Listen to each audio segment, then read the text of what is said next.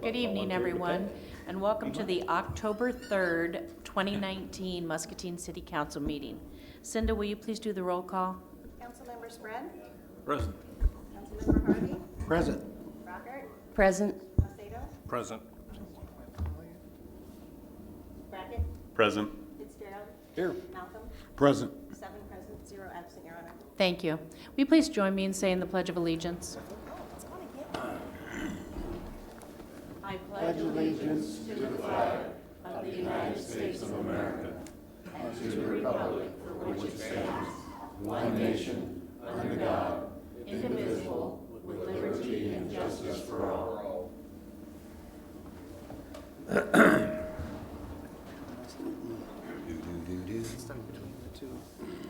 Thank you for coming, everyone. We have a full agenda, so we'll go ahead and get started. We have a couple things under communications from citizens. First of all, Jim Harbaugh is going to give a brief presentation on Mississippi Drive and ADA parking.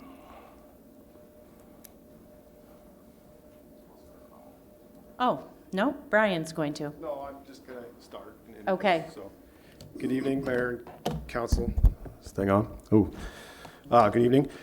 Just wanted to try to bring some closure to the information that was brought to our attention at the last meeting regarding the handicap parking spaces on Mississippi Drive. We appreciate the Mr. Meredith for bringing this information to us. We've done our research. We've talked to Bolton and Mank. We've talked to the ADA Access Board. I will get into what they told us, but I'm going to let Jim go into the memo that he sent to staff, and then we'll answer any questions that you may have. Thank you. Thank you, Mayor and Council, for having me here tonight.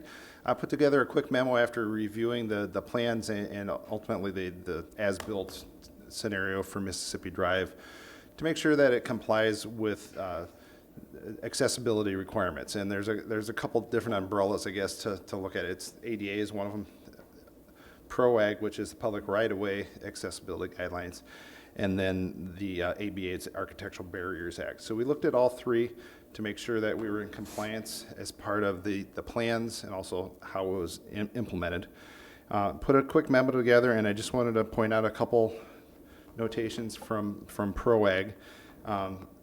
The perpendicular and angled parking spaces and how that's treated, that we need an access aisle, 8-foot minimum shall be provided at street level, full length of the parking space, and shall connect to a pedestrian access route.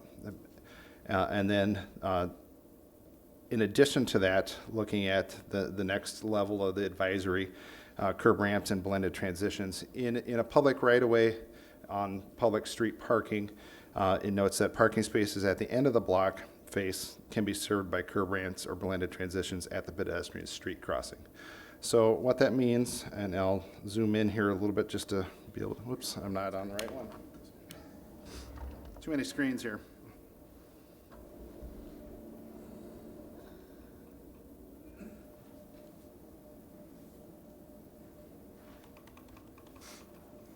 So just to give you a feel for where we're at, Iowa Avenue would be on the far left.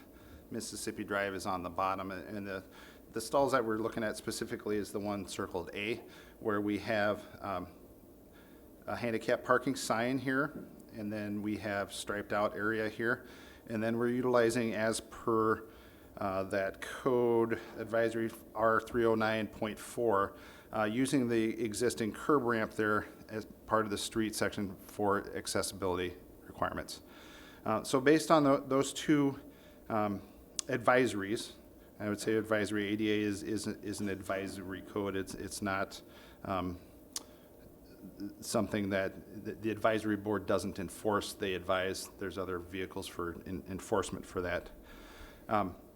In our belief, it is compliant as far as ADA, PROAG, and ABA. In fact, we actually have more stalls than necessary along Mississippi Drive for handicapped accessibility. The goal is to have 1 per 25 stalls. We far exceed that as far as the overall design intent, and especially this block here with multiple handicap stalls. Now, one of the things I do want to point out in letter B there, we have another handicap stall at mid-block. And in this particular instance, because it is not at the end of the intersection, That would not fall under the advisory R309.4, and we do provide a handicapped accessible ramp right off the striped out zone in that area. So excuse me, I have one. If you're looking for a handicap spot that's accessible from the passenger, A works fine. B would work fine. But if it's the driver, neither one of them other than going around the front of the vehicle, what if you moved to the other side from B closer to A, right there on the corner where it's all hashed out, and then you have handicap A, leave it alone, and move handicap B over to the other side of that, and now you have the driver's side. Excellent question. So one of the requirements is if you only have one, or the first one that you implement has to be a van accessible stall, and that's what we're implementing on A there. It's a Right. wider spot, and it's on the passenger side, and that we're meeting the requirements as set forth. Now, if you are a passenger and parking in A, there is no reason that you can't park over the stripes, and in fact, there's discussions within ADA allowing that. If you wanted to use space on the driver's side in lieu of the passenger side. But the ramp cut, where's the ramp on A? Where's The ramp cut is it on the striped section or is it on the back side of the parking? it's on the crosswalk directly adjacent to it. Right on the red line. Around the corner. Let me zoom in just a little bit more to be able to see it better. Well, I know there's spots that it appear, because I used, and maybe I'm just nuts, some people would acknowledge that. Seems like some signs used to say van, handicap parking for van use. Van accessible. And then others were just handicap. Yep. And this one's not, these are all just labeled handicap, correct? Correct. Now, if you would like, we could label that as van accessible. But that would minimize somebody that's not in a van. It does not. Okay, still a handicap spot. Anybody with a handicap sticker could use it. Yep. I think if we were gonna label it van accessible, I'd wanna see somebody pull one of the vans in that has the ramp that comes out the side and see if it actually doesn't hit the curb. Okay. Because I don't think it would fit. I mean, there's that line, those lines there, but I don't, because it's angled parking the way that it is, I think a lot of those ramps would end up just hitting the curb anyway. Yeah, and I believe that we provide an 8-foot space there to the gutter face, or Yeah. to the curb face, excuse me. So if you were the driver, yes, if you were the driver on B, Let me move over to B here just to be able to see.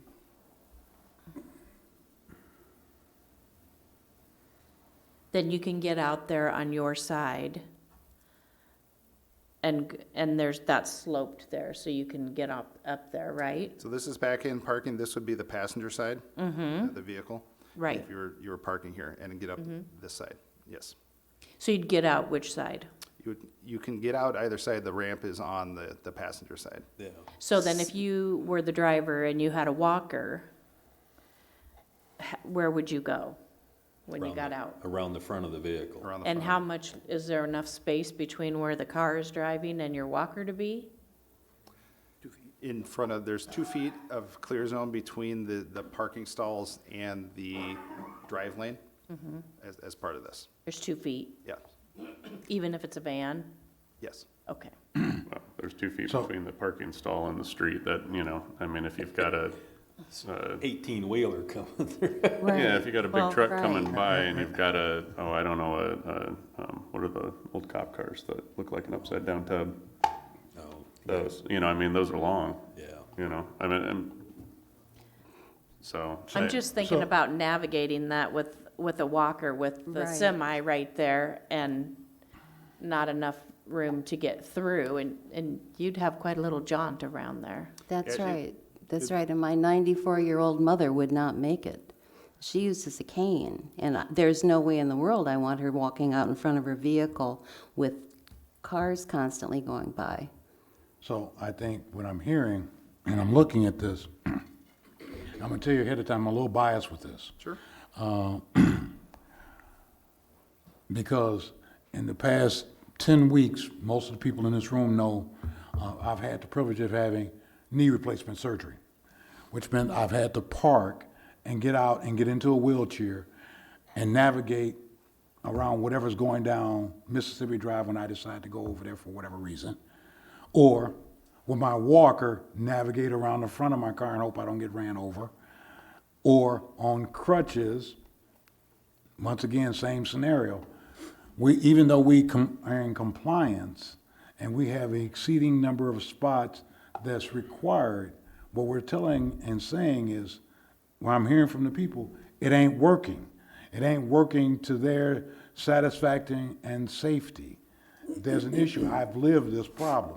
So what you're saying is nice and theoretically good, but we're telling you this is not a workable situation. How do we fix it? Can I speak a little bit?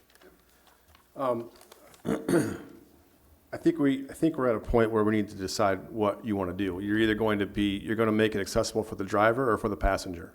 If we change this around and we do head-in angle parking and flip it around, you have the same issue the other way. I don't think any of us are proposing head-in parking. I mean, maybe somebody is, but I'm certainly, that wasn't something I was considering. But if we, I do want some suggestions on what options would we have. I don't wanna, I voted for. well, okay, fine, maybe you did. But what we're talking about tonight is the accessibility of these spots. Right. They're back in parking. I do not want to change the topic to another parking method. But what are there any configuration changes that we could make here that would allow us to have that accessibility for the driver? Because basically what we're saying right now is if you have a handicapped passenger, sure, by all means, come downtown. We've got spots for you. You can park. We've got more spots than you need according to the code. But if you're a handicapped driver, get ready to risk your life when you walk out in front of your car. That's what we're saying. What I would say to that is we can do anything you want. Okay. What you're going to have to decide as the council is if we're going to redesign this, how are we going to pay for it, and how are we going to construct it, and all of that. That's in your guys' hands. Bolton and Mank proposed, council approved, staff approved this alignment. We put it in per plan. It meets ADA requirements, and that's where we're at today. Mm-hmm. If you want to change it, that's a discussion that we can certainly have, and if that's the direction that we're given from the city council, that's what we'll do. I'm not here to fight you on it. I mean, so that's. No, I know. And I know. I was going to say, I think. Councilman Saucedo, From an actual reversing point, where those go right up to the back of the curve, correct? We have sidewalks that are 5 feet, maybe 6 feet, is that correct? The width? Yes. Yes, 5 feet. We ground the one sides to make that curve to go accessibility for a wheelchair. Is it that difficult to take out that rear curve and give them another foot? Or So something to look if at? if I'm following what you're saying, let's just look at this diagram here. You're saying back here? Yep. To take this down? Yeah. That can be done, but you're gonna have to reconfigure the sidewalk all the way around it because you have to make a landing and everything else. Yeah, it can be Well, done. what We I can mean do is anything. That way they have 36 inches in front, so they can basically walk around in a wheelchair, because normally walkways, doorways are 36 inches 36 inches where? width for a door. Behind here? No, what I'm saying is take out a foot off the back, you basically, Take a foot out of the sidewalk. off the foot off the sidewalk where the curb's at. back it up. That way the actual. Oh, so you have more driver- room, so you have more room in the street to go around in front of your car? Is that what you're saying? That way you're basically just cutting Gotcha. out the concrete, we're not actually doing a whole reconfiguration, and you still can meet the ADA, and then now the passengers who are in, crutches or something to that effect could still be able to access it versus 24 inches, which to me is not, I think I'm wider than 24 inches. But Let me what I'm allow, getting at is let me you allow, have I understand what you're 36. saying. Let me allow our consultant to answer that. Okay.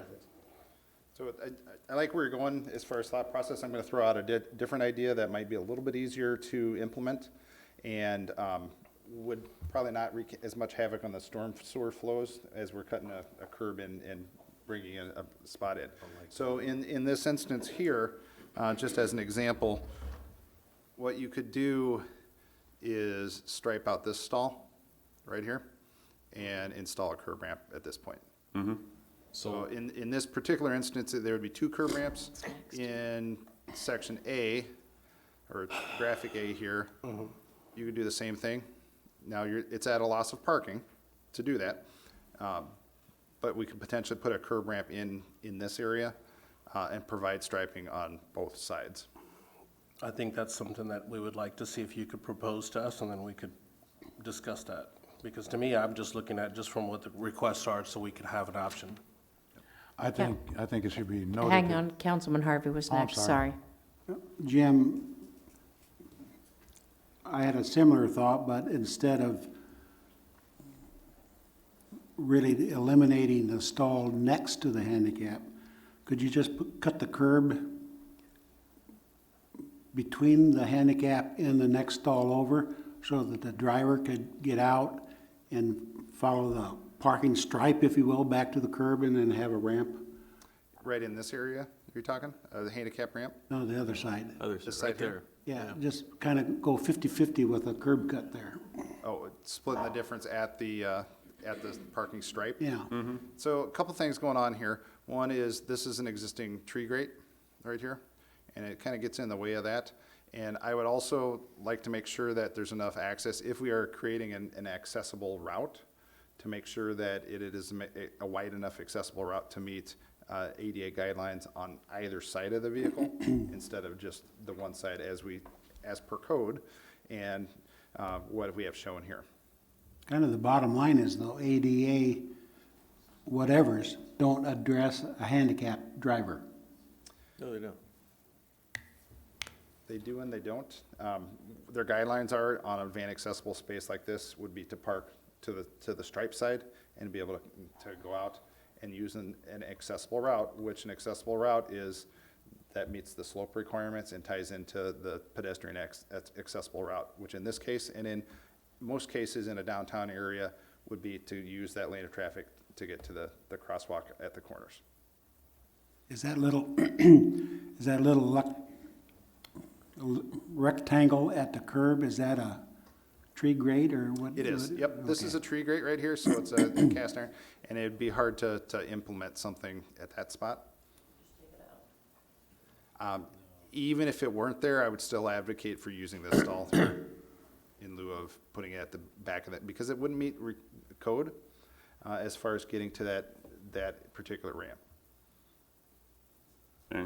So once you did that, you opened up the box of worms that now you have to meet the code for that curb cut. Correct, yep.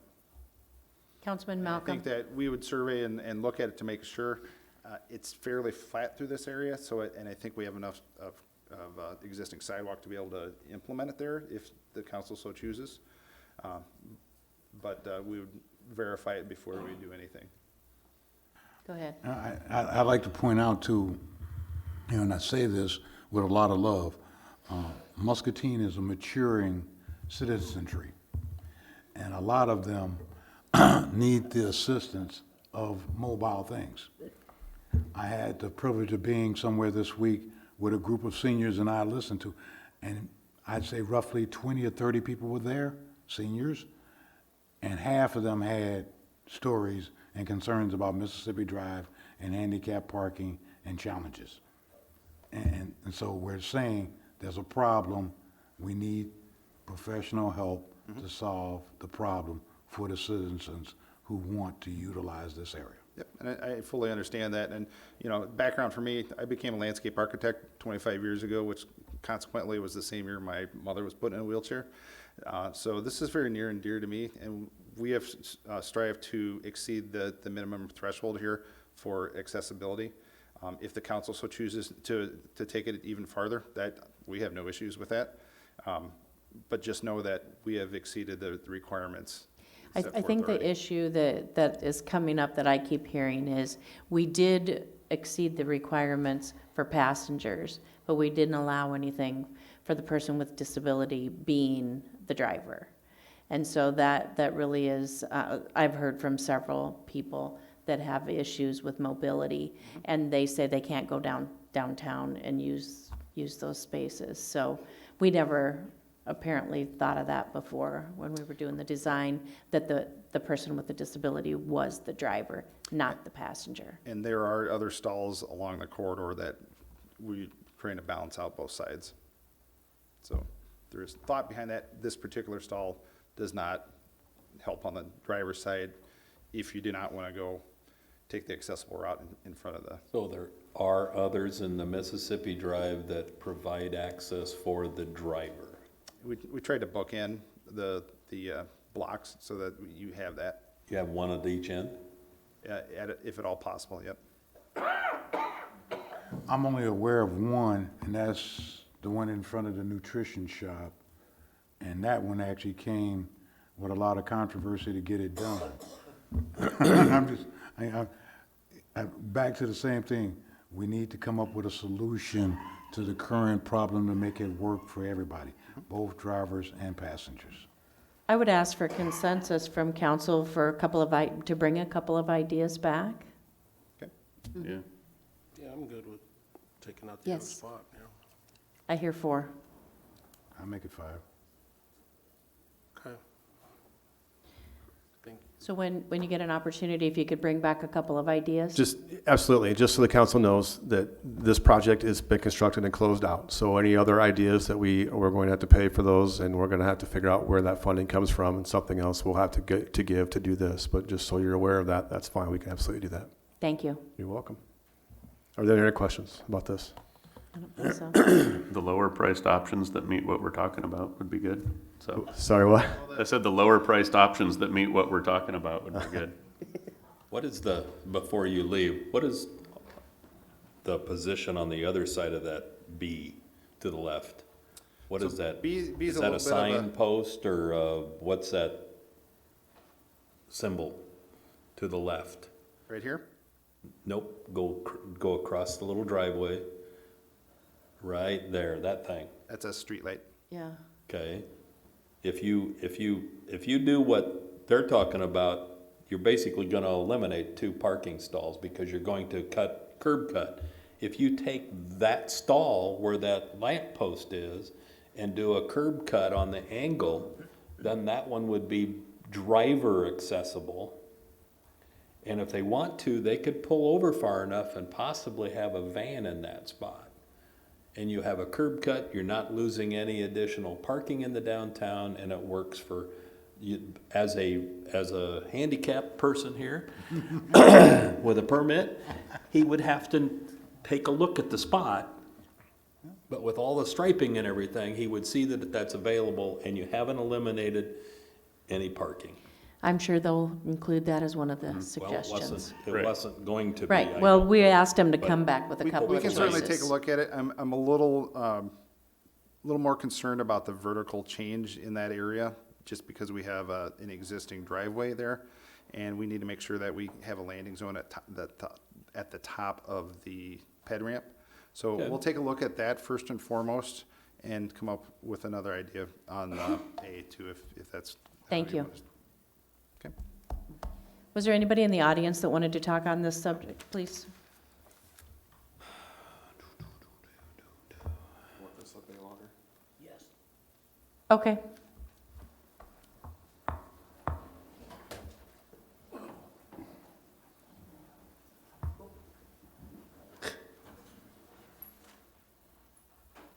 You probably don't have to convince us that there's a problem, because I know you heard that we're gonna have them come back, so. Good job there, I'll give you that. Jim Meredith, 1986 Bayfield Road. You guys, you're spot on with this, you're just spot on, but I wanted to bring up something. They say there's a 2-foot buffer in front of the truck, or in front of your vehicle. That's 21 inches. This is 20 inches wide. Okay, off by an inch. Measure the bottom. When you're like this, trying to walk, Your Honor, I don't want to interrupt, but we did have it is 3 feet wide. It's not 2 feet wide in front of the buffer. So that was confirmed by our consultant after looking at the plan set. Thank you. that's better yet. But Because- I think we already acknowledged Okay, that's fine. that All right. we understand that that's Good. an issue. Good, all right. There's my handicap sticker that you asked about. Okay,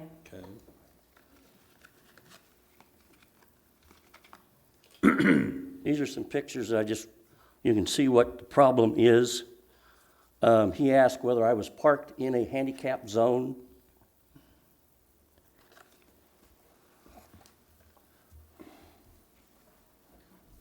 There's how you have to get around in front of your vehicle. Here is the cleanliness of the street. Now, I want everybody to look at this because if you're in a walker, wheelchair, crutches, just look at the side of the street there. Okay, now, they say there's you just said 3 foot, didn't you? Right? Sir. 3 foot. Okay, here's a picture. If you look at this picture now, you're going to see where the trucks and the cars drive. The wheels have taken the paint off of the street. Okay? My tape measure's down there.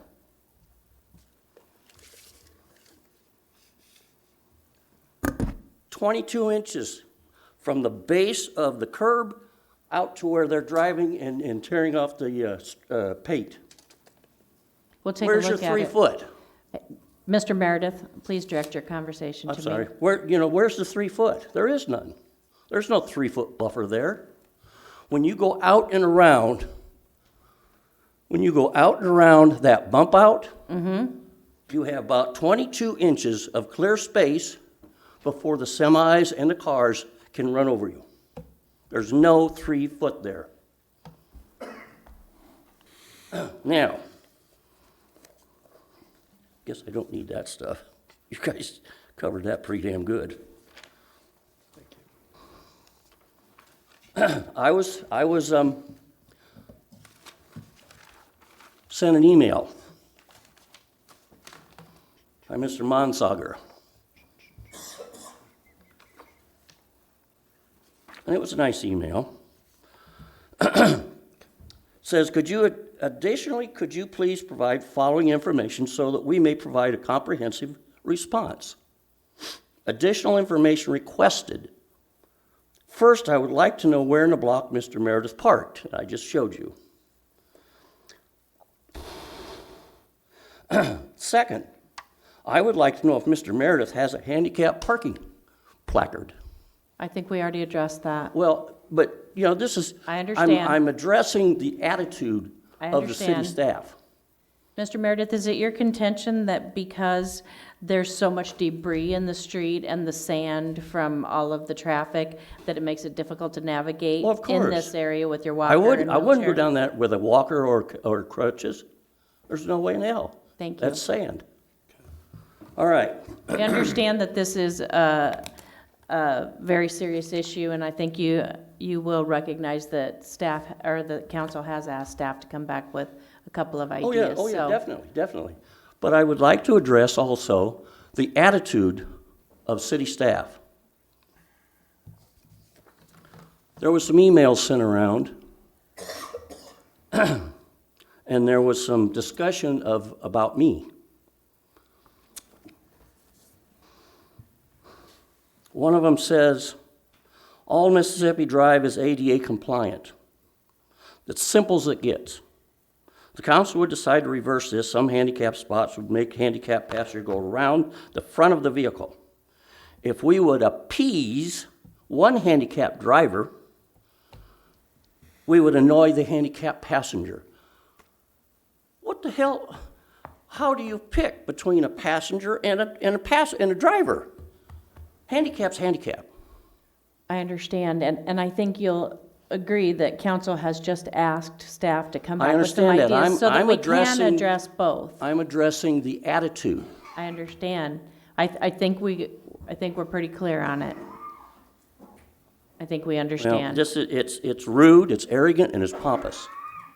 And we're going to look at some different alternatives. We're sorry that you've had a bad time down there with the handicap spots. Thank you. You're welcome. Is there anyone else? We will move on. If there's anybody here or who would like to speak, Are you wanting to talk about the same issue? Okay.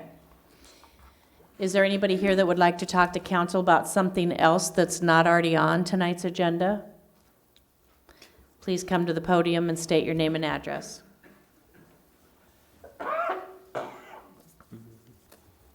Ralph Burr, 3015 Allen Street, Muscatine, First Ward. Everybody's getting used to me come down, or even the whole county of Muscatine recognizes me when I come down, because we've had a lot of rain, but we've missed the heavy rain. If we've had heavy rain, I know the lift station on Hauser and Dawson would have been backing up in a lot of houses. And we're talking like maybe 200 houses out there in that area. And I've been fighting this for the last 25 years. So anyhow, about 4 years ago, a while back, I brought you pictures down and just show you the backup destroyed my basement. So about 4 years back, I hired a lawyer, and he hired an engineer. So the lawyer says, I'll only take your case if I inspect your sewer line and your backup valve. I said, that's fine. It passed, so they took my case. Anyhow, the engineer went out there to check the pumping station. It can't pump the water out fast enough that's coming in because it's only a 7-inch tube, all right? That's one good thing. And then Alderman Fitzgerald spoke up because they're all under oath. And with these two convictions, I won, but the city settled out of court. See, you probably never knew this. Nobody did. Never. But the problem is, it's never been fixed. So tonight after the meeting, when the mayor asked you if you got any comments, I want you people to sit here that this has got to be brought up on the agenda to fix this sewer system out there. Because I think it's a priority, #1 thing in Muscatine. But nobody realizes that. And if you move out, that still don't solve the problem. These people that are trying to promote Muscatine, they don't live in an area that has a sewer backup. So if you got any questions, I'm here to ask them. Thank you, Mr. Burr. Appreciate your time. Is there anyone else? Please come to the podium and state your name and address.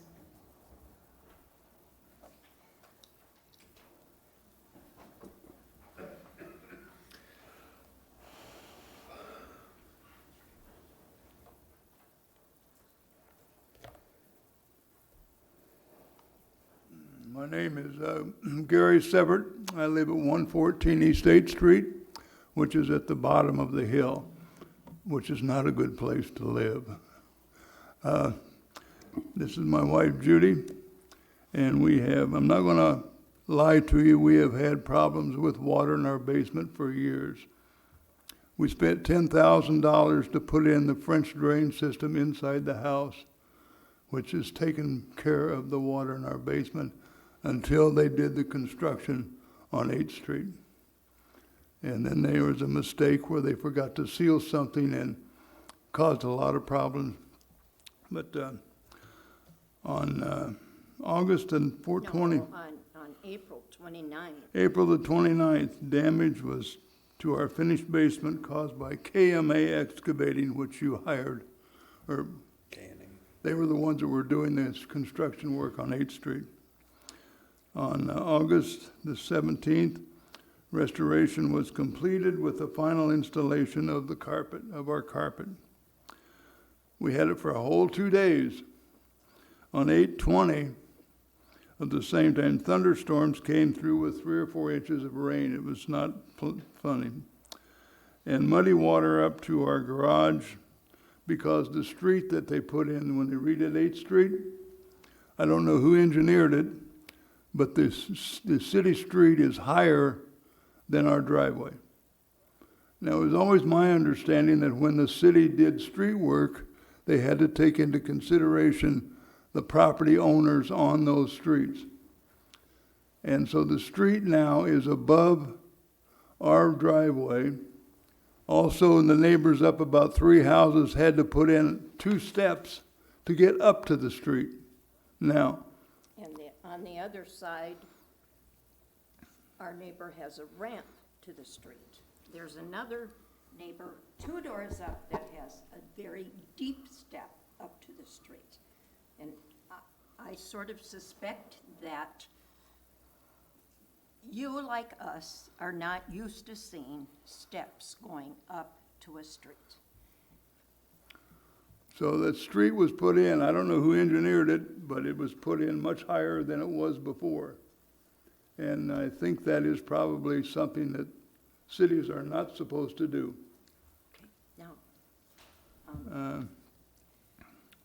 when the damage happened on August 20th, Jim Edgman came to our house and he called Serpro. They came that day and. Mrs. probably- Sebert, excuse me, do you mind moving the microphone while you're Okay, speaking? I'm sorry. It's okay.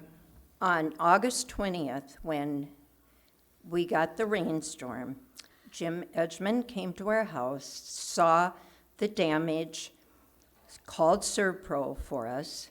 They came probably, I believe, 3 times.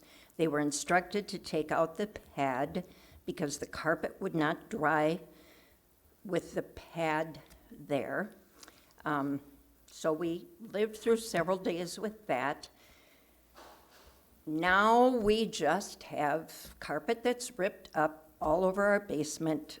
We have minimal use and nothing's happening. And I've finally, I guess it was the week of September 16th, I made several phone calls until I located the insurance company that was supposed to take care of this. Mr. Edgman told us it was the Flatwork Company's responsibility. So I think it was on the 24th of September, the adjuster came. He was nice. He said without a doubt we had to have new carpet because the type of carpet that was installed would not be put back. It just is impossible to put it back together. And believe me, I'm not looking forward to that again. He said, this is his words, KE Flatwork are our clients, and I'm sure we'll compensate. I'm pretty sure. I don't write the checks, but I think they'll compensate you for this. But he said, I do not believe this is the fault of KE Flatwork. They are only doing what they've been instructed. And he said, I would really want to see the engineer's specs on this. And I talked to him again today, and he said, I guess he has tried to call Mr. Edgman, who's tried to return his call, and they haven't been able to talk to each other, but he is pursuing that. He also said there are 2 other claims on 8th Street from that same rain. And I guess we feel that we want you to be aware of a constant problem. And every time it rains, we have gravel. And some of it's pea gravel that gets so embedded, it's very hard in the sod that was laid.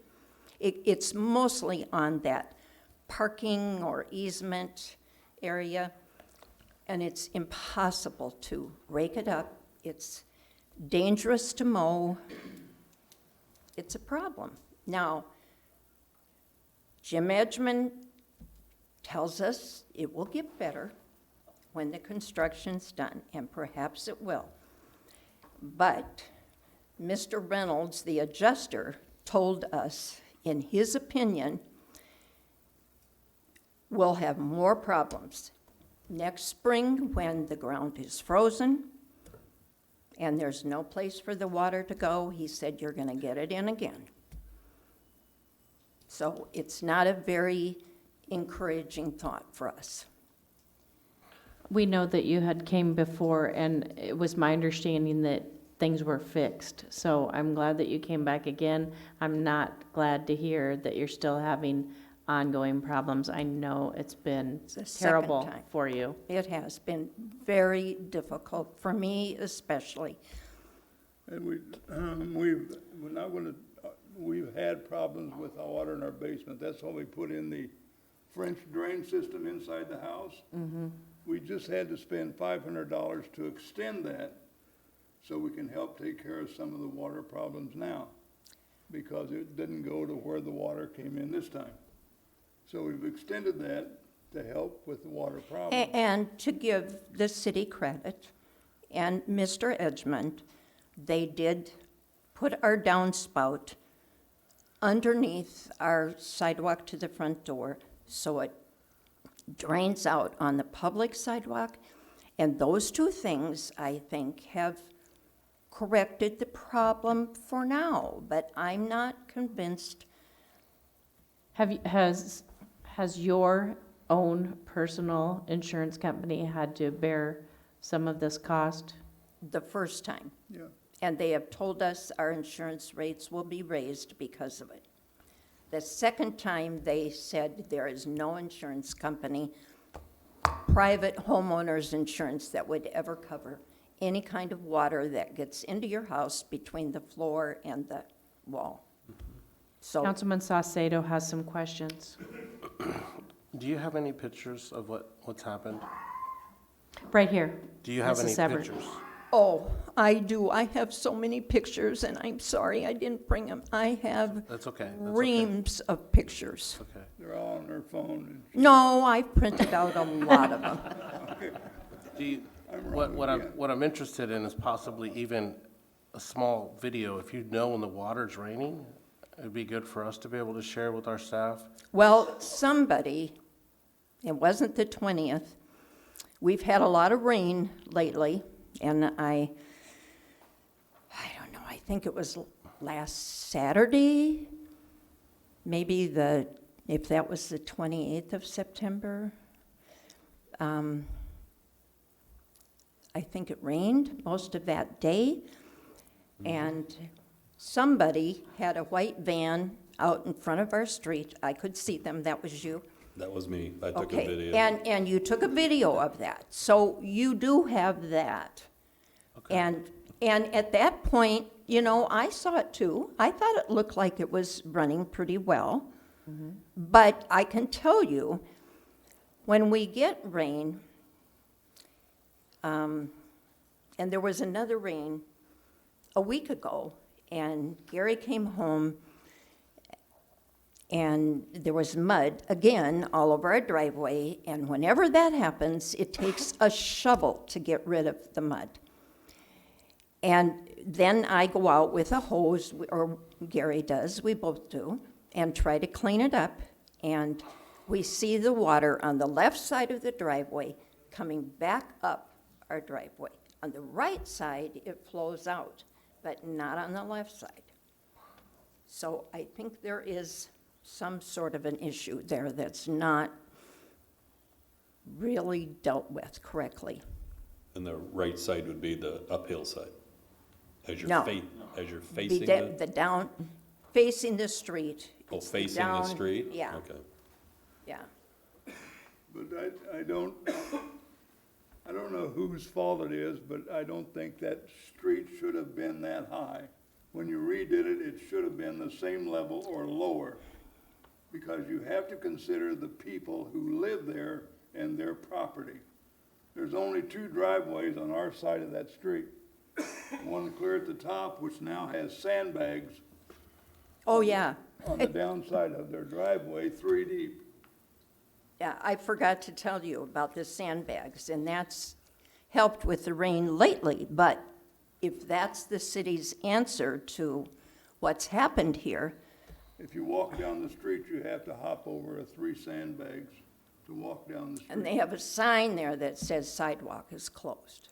Well, we know it's still under construction, so I mean, I guess what I would like to do is have some pictures, some videos, give staff enough time to complete the project, help them to make sure that we're identifying any of those issues, and if we still have issues and concerns after the project is complete, then obviously we want you to come back. Okay. Well, We definitely Okay, will. thank Somebody's you. responsible for that street I- being too high. We know, yes, you said. But we have to give them the opportunity to be able to address the issues, and I appreciate the fact that Jim's been reaching out to you guys and trying to address those issues. Yes, he has, yes, he But has. I think that for us to be able to do something right away while they're in the middle of the project is difficult for that perspective, but I definitely would like to see the pictures or any videos if we do have that. I will be And happy that will- to share That will be helpful pictures. for us to see that from what you're explaining. I will. Do that. Thank Do you. you, what's the best way to get the pictures to you? If you can share them on our website or share them with staff, Greg, and then he can share them with us, and we can at least see that. And I know your address now, and I'm gonna go down there and drive down and look at it as well, too. Okay. If there's other homes in that same area, those are things that we'll have to look at. Well, I understand from the insurance adjuster that there's 2 other houses that he will be going to. It's a major project, you guys are on, like he talked about, at the bottom of that hill, but, grass hasn't grown, obviously, we want to know what it's going to happen in the winter, so we definitely want to be informed, And I appreciate that. I also want you to understand that this has been a really hard year for us. And that road's probably going to be there for 30-plus years before they ever address anything again on that, so it's just, those are normal deals when we're doing something like this major of a work. But Maybe 50 years. we don't want a house that has continued problems. You have to understand We that do. would. Might want Yeah. to sell it someday. So, Yeah. and we understand, that's why we want to know. Come back Right. to us, see what we Yes, can and do. we But will, and we'll thank keep, you. we'll follow this. All right, thank you very much. And if you could please drop the What's been picture. done is taking care of the water problem right now, but we don't know. Sure, Yep. sure. Okay, If you could drop the pictures off to the administrative office, then they can take copies and disseminate them to council. okay. I Thank will you be so much happy for to coming do that. down. Thank you. Is there anyone else tonight that would like to speak to council about something not on tonight's agenda? Hearing nothing, we'll go ahead and continue on. The following items will be considered routine by city council and will be enacted by one motion. There will be no separate discussion of these items unless a council member so requests, and in that event, it will be removed from the consent agenda and considered in its normal sequence on the agenda. Is there a motion to approve the consent agenda, which includes items 6A, items 8A through G, items 9A through C, items 12A through D, and tonight's bills totaling $5,669,568. So moved, Your Honor. Second. Second. We have a motion by Councilman Brackett with a second by Councilman Spread. All in favor say aye. Aye. Opposed? The request is approved and the motion carries. We are down to 9A. We have a couple of proclamations for tonight. The first one relates to the hunger walk, the crop walk that we've been doing here in Muscatine for 48 years. Whereas at the end of World War II, many people wanted to share our country's abundance with European war victims, and Church World Service and CROP's first purpose was to gather wheat and other crops from United States farms and ship them to Europe. And whereas today, locally organized Church World Service-sponsored crop hunger walks are an important part of community life for more than 2,000 towns and cities in the United States, bringing together people of different faiths, diverse cultures, and all age groups. And whereas in crop hunger walks, they raise over $12 million annually to bring help and hope to people in need and in hunger around the world and in the United States. And whereas each year, crop hunger walks help more than 2,200 local food pantries, food banks, and meal sites in the United States provide food to neighbors in need, including our own crop hunger walk right here in Muscatine. Whereas the annual crop hunger walk will be held on October 6th of 2019 to help our community become aware of and concerned about hunger and its cause. And whereas the Crop Hunger Walk will raise funds to help stop hunger both locally and globally. Now therefore, I, Diana Broderson, Mayor of Muscatine, Iowa, do hereby proclaim October 6th of 2019 as Crop Hunger Walk Day in Muscatine, and do urge the citizens of Muscatine to support the Crop Hunger Walk. Mrs. Lynn Kelly is here to accept the proclamation. Thank you very much. You're very welcome. Would you like to say anything about the Crop Walk? We would welcome anybody that wants to show up Sunday afternoon down at the shelter, Red Brick Shelter, and we walk down to Musser Park and come back, and we'd be happy to have you walk with us. Thank you. Thank you, Mrs. Kelly. Next, we have Public Power Week. Whereas we, the citizens of Muscatine, place a high value on local control over community services, and therefore have chosen to operate community-owned, locally controlled, not-for-profit electric, water, and communications utilities. And as consumers and owners of our electric, water, and communications utilities, we have a direct say through their Board of Trustees in utility operations and policies. And whereas the Muscatine Power and Water electric system is a community asset that contributes to the well-being of the citizens and the employees, and they are neighbors serving neighbors, providing homes, businesses, farms, and local government agencies with not-for-profit electric services that are safe, reliable, and cost-effective. And whereas Muscatine Power and Water is a dependable and trustworthy institution whose local operation provides many consumer protections and continues to make our community and the city of Muscatine a better place in which to live and work, as well as contributing to protecting the environment.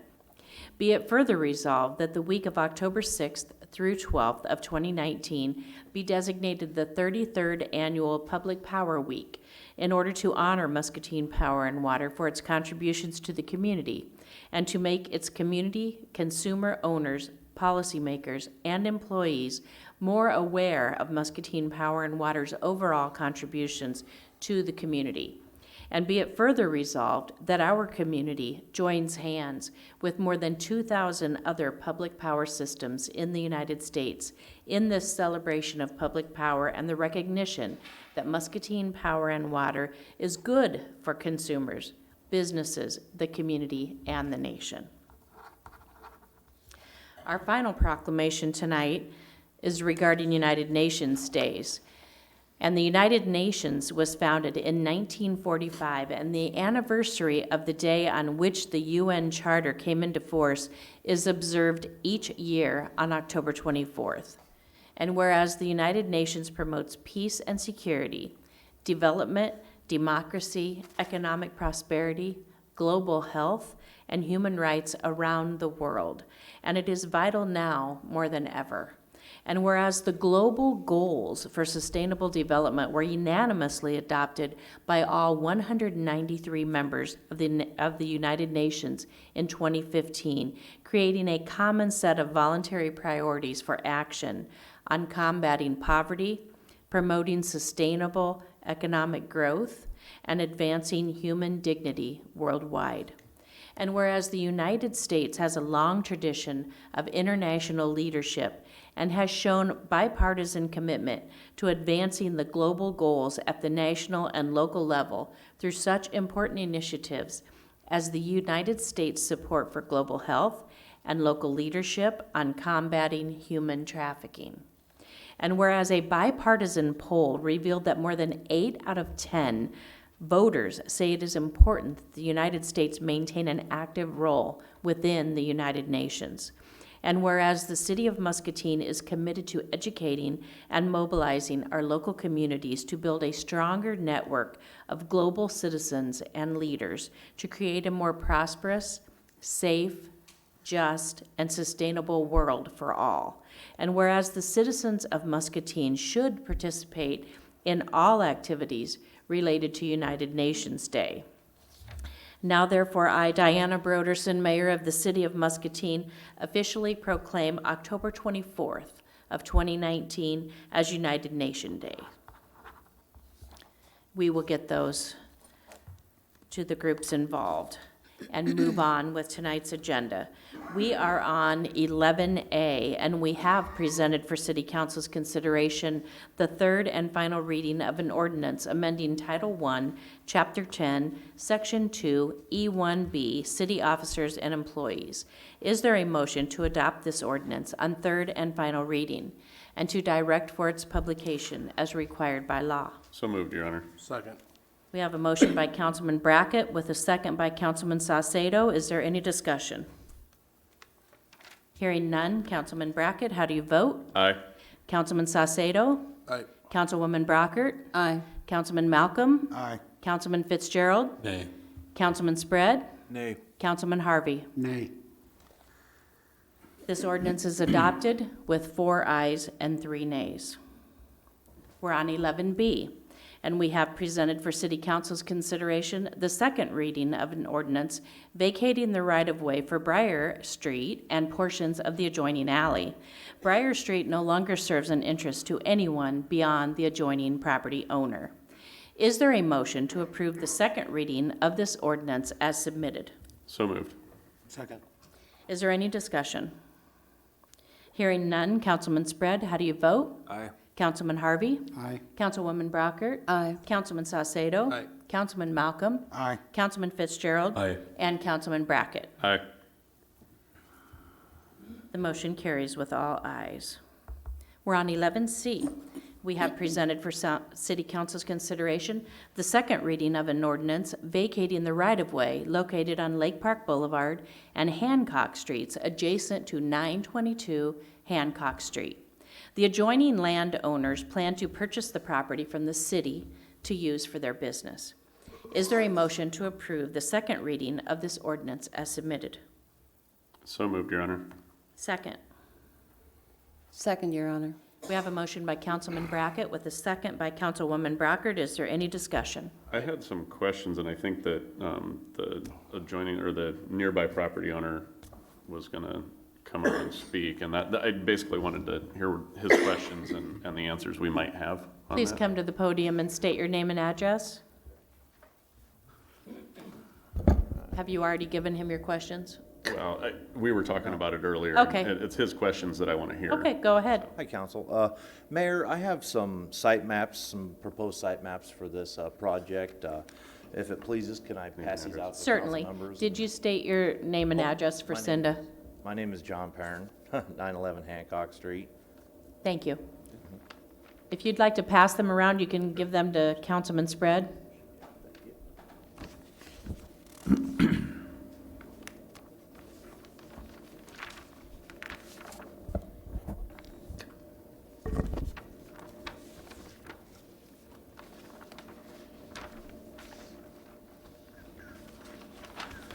That's what I was looking at. Go ahead. Okay, this is just a site map, a proposal of the non-emergency transport at 922 Hancock Street. There's been some mention, pretty much by me, on some of the parking issues and nuisances that's been going on there in the past 2.5, 3 years since they've started their business there. There was a hearing last council meeting to vote on whether or not to vacate the property, the city right-of-way, sorry, and that was approved. And I'm not here to contest that or anything, or to try to stop the building or the process for their improvements.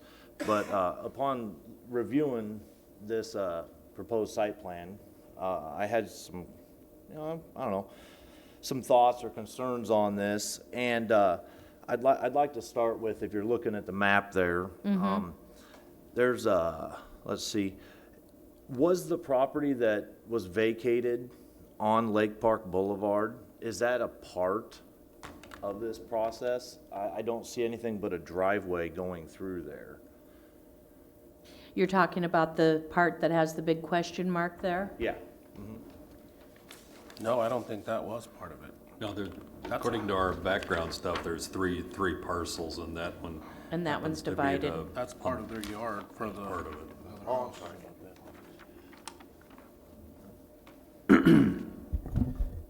Mayor, council, that is correct. There's 3 portions of right-of-way that are being requested to be vacated. The one, that triangular piece on Lake Park where the driveway is going through, that is one of them, correct? That's for the proposed driveway for the exit. Yeah, where that ground is, that's part of the right-of-way that's being proposed for vacation. One of the other questions I have is as you look at this map and you see that on Hancock Street, there's a 24-foot wide entrance for the building. And on the rear, there's a 24-foot wide exit or entrance that necks down to 12 feet. And I guess that feeds off my other question of whether or not that property was purchased or if they're going across, city property, or what the purpose was of necking that down. I'm not quite sure. I just Why had a is it question going on from it. wider down to narrower? I would like, some clarification on that, because, it kind of just seems like I'm not sure their intent, but, kind of like maybe a back door that doesn't get used, type scenario, or maybe it does. But, I kind of would like to make sure that this is, shared between Hancock Street and Lake Park Boulevard. And So your worry is because it goes smaller here at the end, that this side isn't going to get used as much as Hancock? Yeah, well, that was part of it, but the other part was if they didn't purchase, or if it wasn't made available, the property or the right-of-way on Lake Park Boulevard, the building shifted greatly towards Hancock Street from one of the previous proposals, and I really, I just was wanting some clarification on that. Okay. As to why that happened. Andrew, do you want to answer the questions as we go, or do you want to wait till the end? Your Honor, however you prefer. Whatever me would be easiest. Go ahead. Maybe be easier, you brought up 2 things here. One is, repeating once again, that is currently right-of-way that's before you. That's one of, there's area A, B, and C that's being proposed to being vacated. A big piece of the way this is located is because of the impermeable surface that they're adding, they do need to build a detention pond in with it. And where that detention pond is based on the elevation of the culvert that they need to get to. So the detention pond, which is located right behind the building, I'm not the engineer on this, but the engineer's explanation, their engineer's explanation for us is that pretty much had to be there, and then they designed around that, is my understanding of it. And that detention pond basically runs along the dark property line. Correct, and then there's a culvert that takes it out to. Takes it out where? What? Where's that culvert take it out to? Does it take it out towards Isaac, or does it take it out towards the Takes back? it out to the west. If you can see on the map there, it says existing culvert there. There's a little box with an arrow, would be in the kind of the southwest of the existing building. See where it says existing culvert? Oh, So that's the culvert that they have to tie into to drain that area. Okay, so we don't anticipate any negative impact to the property that's just adjacent to it on this backside? Are you talking in terms of drainage? Yes. No, this will be a pond that collects it all, and it discharges to an Okay, existing city so culvert. it all won't impact that No, I parcel believe- at I all? Okay, thank you. have they looked at that culvert? Because obviously you're increasing the capacity quite a bit as well too. And that culvert's almost completely collapsed from where that's at. Yeah, I'll let city engineer answer that one. And then Andrew, if you could speak to the question about why does the driveway get narrower as it goes? Cost. If you know. I don't know the Okay. answer to that one, but I do know that the intent is that that's the drive that they would be exiting. Okay. Mayor, Council, the culvert, that existing culvert that's there has been looked at, Collection and Drainage has looked at it.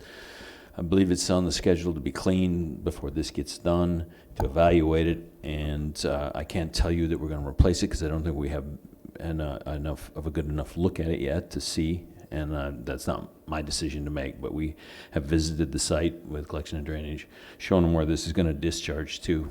We're going or have maybe already cleaned it. I'm not aware of exactly where they're at in that process. But it's on our radar to look at. Okay. Okay. Okay? Thank you. Thank you. Anything else? We don't know yet. Well, true. Okay, I'm sorry, back here again. On this site map here, I talked to Jim Edgmond. There was at least the plan that I had, it said future landscaping area, and that kind of drew a red flag to me.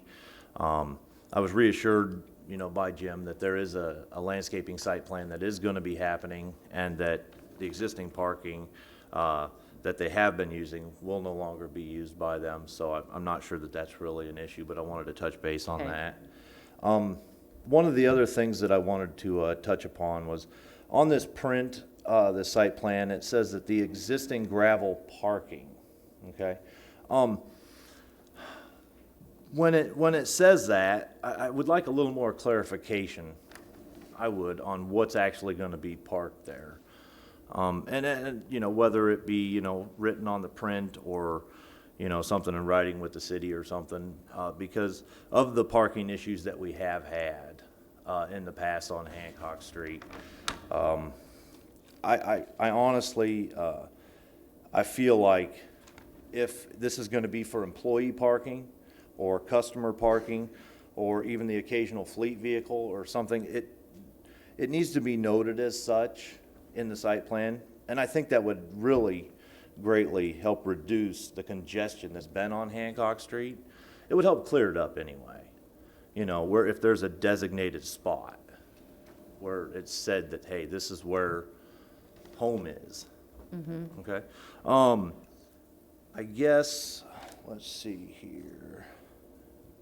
So the existing gravel parking, is that gonna stay there, or that's gonna move? Oh, yeah. Mayor, council, they've made a commitment to us, and it's on the full site plan. I want to just point, this is just one sheet from the full one, which is about Sure. 40 pages. They will pave it within 2 years, which.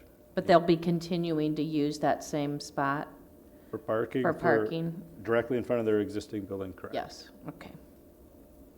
And across the back of their building where the cars are, those will be existing parking also? No, it's paved, or future landscaping is what it says. Well, that's. No, that's unchanged. That future landscaping is an arrow pointing to a Yeah, space in it front of points their. up to a rectangle.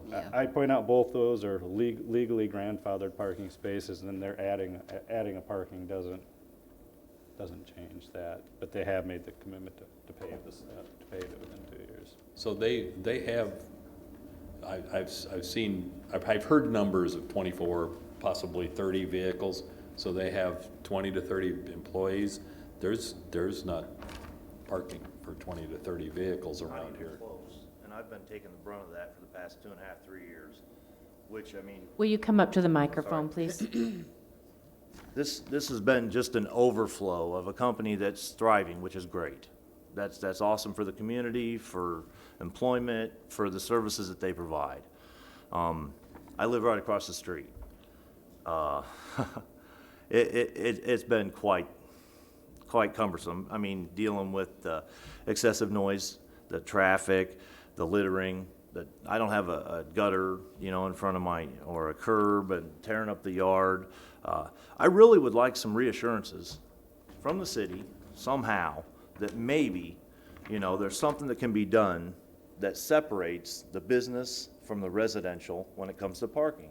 I don't think that's out of line. For a business of that size to come in and grow. Now, when they first started, they were like 14 vehicles, this is it, Monday through Friday, all that. It bloomed, it blossomed, okay? They're trying to fit 30-plus vehicles plus employees and everything on this small lot, which it's doable, obviously, here. You see this, but not without me sacrificing some things at my own property. And especially over the past 2.5, 3 years, that's what it's been. It's just a lot of nuisances. I think that, with Andrew Fangman and Jim Edgman and stuff like that, we've kind of got a few of these issues out in the open, and they've been worked on. And I think this is a vast improvement over what it was. I really do, or what it could have been. I'm grateful for that. I still really feel like I could use some clarity on the parking for a business in a residential area of this magnitude. It's a motor pool. It's a taxi service. They have customers that come. They have employee parking. If this doesn't look like enough, maybe some adjustments need to be made. If it's all right, I have a question for Andrew. What is the, to that point, what does the code say about a business like this parking on the street? Like, I'm thinking the issue is when they park on his side of the street and then end up putting ruts in his yard and things like that because of the fact that there's no curb there and that type of thing. What does the code say to that? So, I mean, same as anywhere else in town. If it's a public street, anyone with a, legally registered vehicle can park up there for up to 24 hours. Okay, so there's nothing, but because it's a business that's Right, we don't have any mechanism to assign parking spots to residents like you would in some city. That's not, under current city code, that's not a tool we have. Okay. So if the business uses all of the parking, all of the on-street parking, and then the residents don't have any for their guests or anything, there's no recourse at all? Well, I mean, really, the recourse here is to get the business to provide it on site, but, it's the same as we have issues, whether it's, businesses or whether it be someone in a residential neighborhood where one neighbor has 9 cars and takes up all the spots. It's kind of that, it is kind of a citywide issue, but. How many cars will their parking lot accommodate? 24. What should fit in the building if it's parked. And do we know how many daily employees they have then?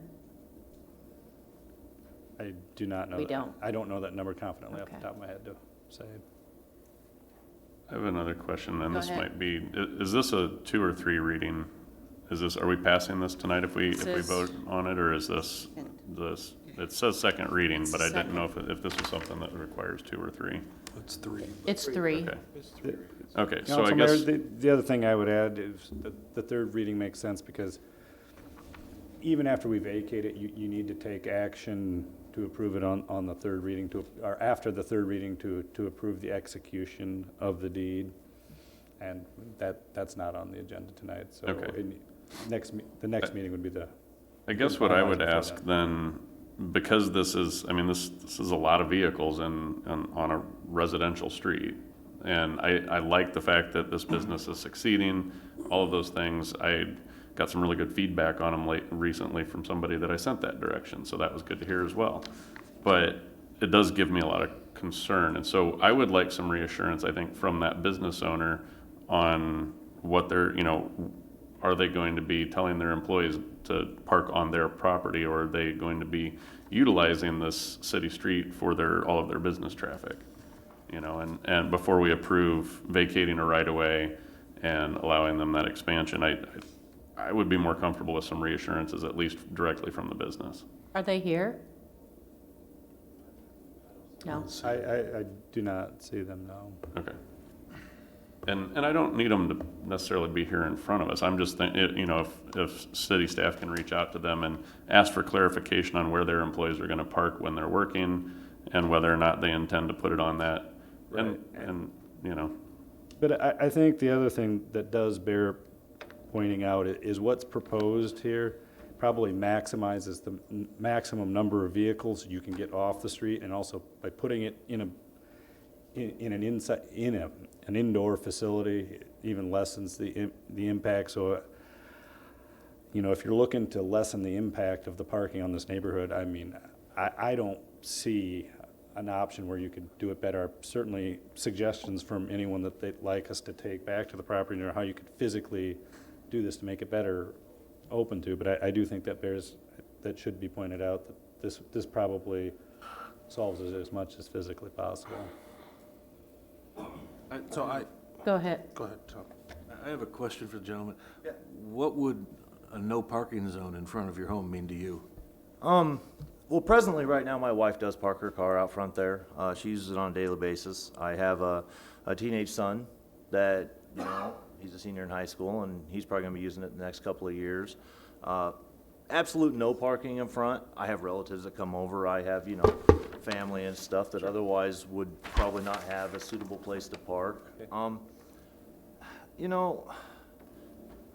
just to further on with what you're talking about here, I'd like to throw something else into the mix here. This is kind of like, I don't know anywhere else in Muscatine that this has taken place. I really don't. Not anywhere close to this magnitude.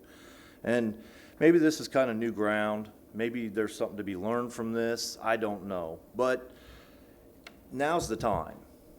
This is a new venture, a new building. This building that's off to the left, the existing building, that's separate. This is new, but it's still all the same entity. Let's get something, move forward. I mean, so that, you know, if there's ever another motor pool in Muscatine or something, a business of this size that you want to blend into a neighborhood, or just so happens they want to and you have to run through it and go through it, there are some regulations set up. I mean, I've lived at this house for over 20 years, and before this, it was a church. It, you know, was hit or miss over the years of whether or not it had a good, you know, congregation, and there towards the end it did, and then they ended up buying a different building or renting one and moving. And this property came up for sale, and they ended up buying the property. Well, but I'll be honest with you, this place is a revolving door, and it's right across the street from my house, and the parking, it's horrendous. It's just the nature of their business. And the city of Muscatine really has no rules, no guidelines for this business and this size. Capital H, capital E, capital L, capital P. Help. I think we're getting there. I think we need to fine tune some things. I guess I really don't have anything more to say tonight. Sounds like we've got at least another week or two. Does anybody else have any other questions or comments? I do. Go ahead. I want more information on the detention pond, because I'm still concerned if that's going into an existing culvert, that's going into a dry creek in the back that doesn't go to nowhere. So I don't understand why this proposed new building with that much square footage isn't going with the drainage to Isaac Street. And I think that that's gonna be a bigger issue down the road for the homeowners that go down where the dry creek's at, because that dry creek is only probably about 150 feet, if that. It doesn't go to anywhere else. That's owned on city property. I know where that's going to right there. Mayor and Council, I can provide you the full set of the site plans, includes the drainage, but to answer to why it goes there instead of the street's higher than the property, so that's the direction the water will flow.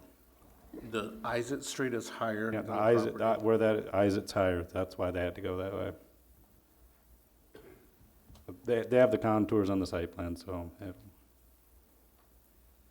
Okay. Anything else? You can bring us back some more information. Did you have anything else?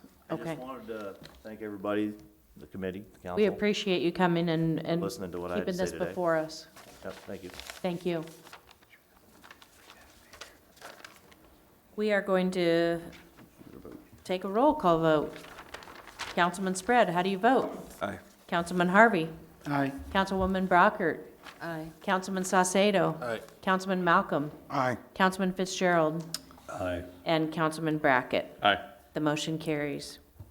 We're on 11D.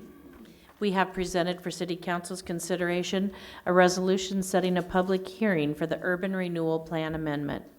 This amendment will update the description of the Downtown Street Improvements Project and facilitate the undertaking of new urban renewal projects in the urban renewal area consisting of Musco Lighting TIF and the use of TIF funds to fund small business for forgivable loans in blighted areas for code compliance.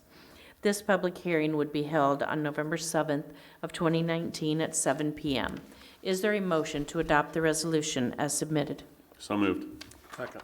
We have a motion by Councilman Brackett with a second by Councilman Saucedo. Is there any discussion? Hearing none. Councilman Malcolm, how do you vote? Aye. Councilman Fitzgerald? Aye. Councilman Brackett? Aye. Councilman Harvey? Aye. Councilman Spread? Aye. Councilwoman Brockert? Aye. And Councilman Saucedo. Aye. The resolution is adopted with all ayes. We're on 11E. Presented for City Council's consideration is a resolution awarding the Asphalt Alley Overlay Project contract to Taylor Ridge Paving and Excavating. 4 bids were received, and the lowest responsible bid was Taylor Ridge Paving and Excavating in the amount of $96,799.10. The engineer's estimate for this project was $100,000. Is there a motion to adopt the resolution as submitted? So moved. Second, Your Honor. We have a motion by Councilman Saucedo with a second by Councilman Brackett. Is there any discussion? Hearing none. Councilman Harvey, how do you vote? Aye. Councilwoman Brockert? Aye. Councilman Fitzgerald? Aye. Councilman Malcolm? Aye. Councilman Brackett? Aye. Councilman Spread? Aye. And Councilman Saucedo. Aye. The resolution is adopted with all ayes.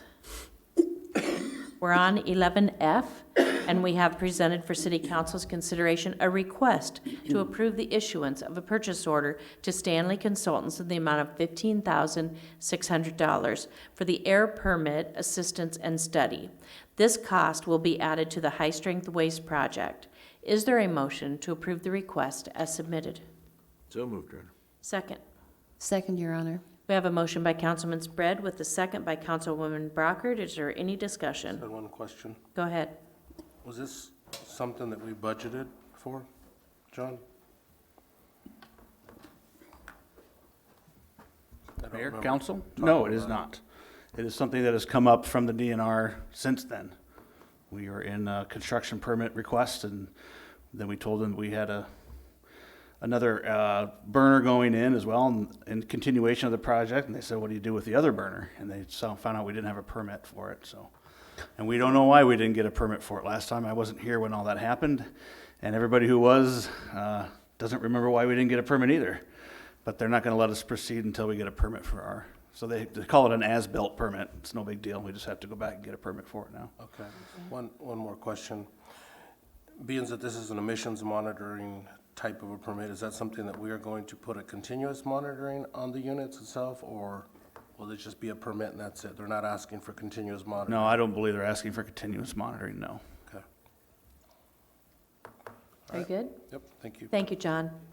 Hearing nothing else, all in favor say aye. Aye. Opposed? The request is approved with all ayes. We're on 11G.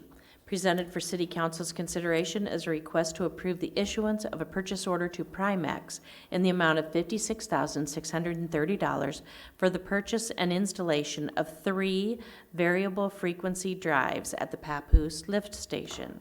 The current variable frequency drives are 25 years old and are no longer supported by the manufacturer.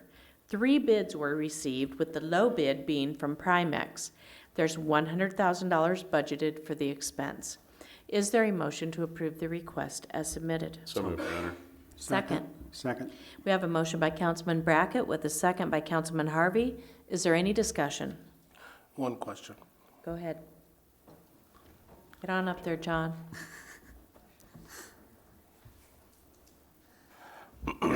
John, do you know if we're putting on any surge protectors from lightning for these? Well, I imagine there's protection for them. I don't know if there's anything additional to what we already have with the system. I mean, Have we ever lost any VFDs to lightning?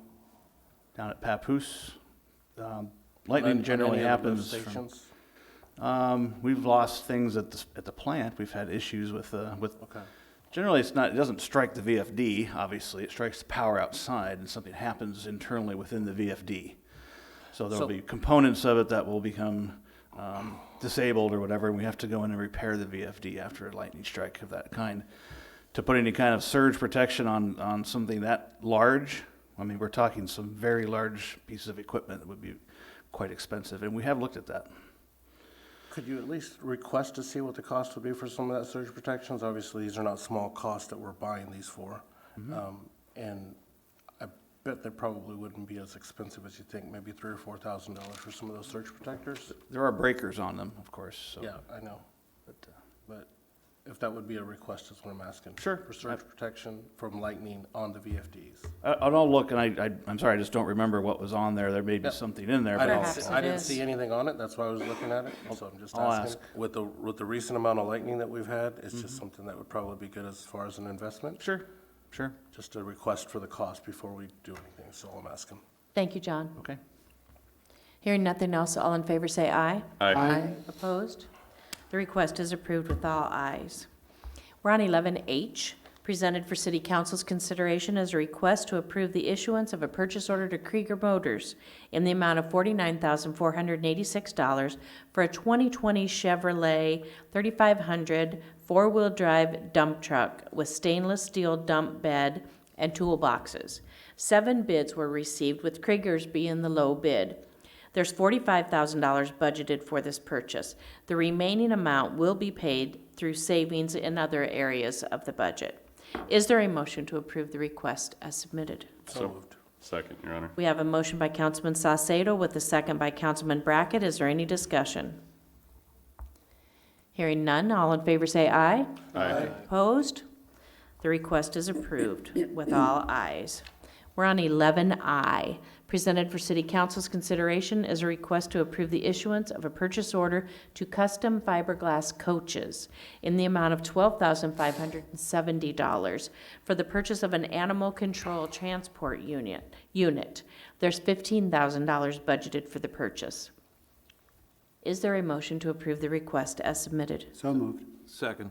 We have a motion by Councilman Harvey with a second by Councilman Spread. Is there any discussion? Yes, Your Honor. Go ahead.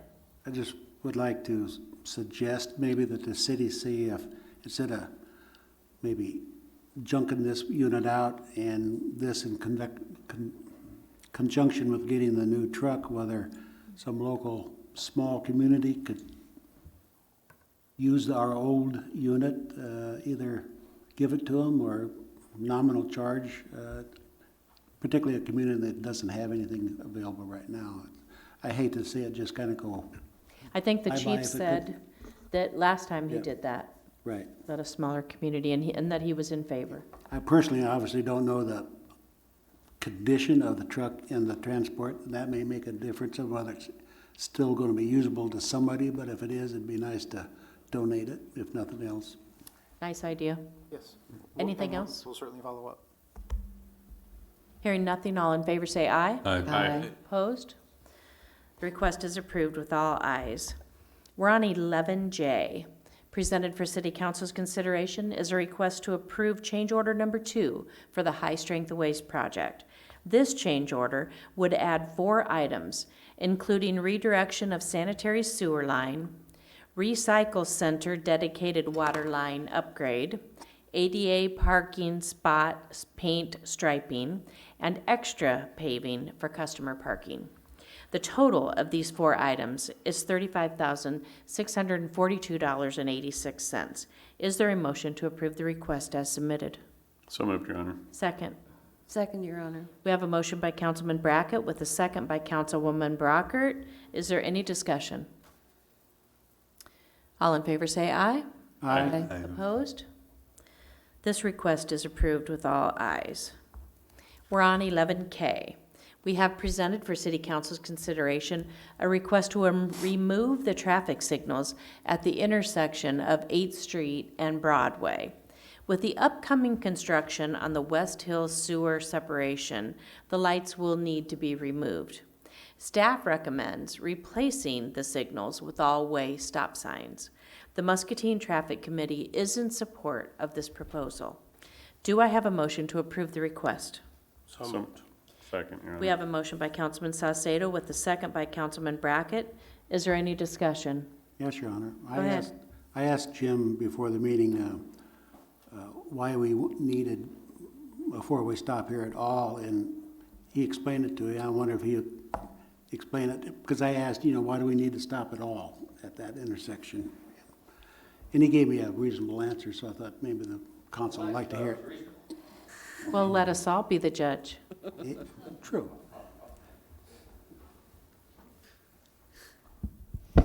Mayor, Council, I don't think I can speak for each and every person that's on the traffic committee. So in responding to that,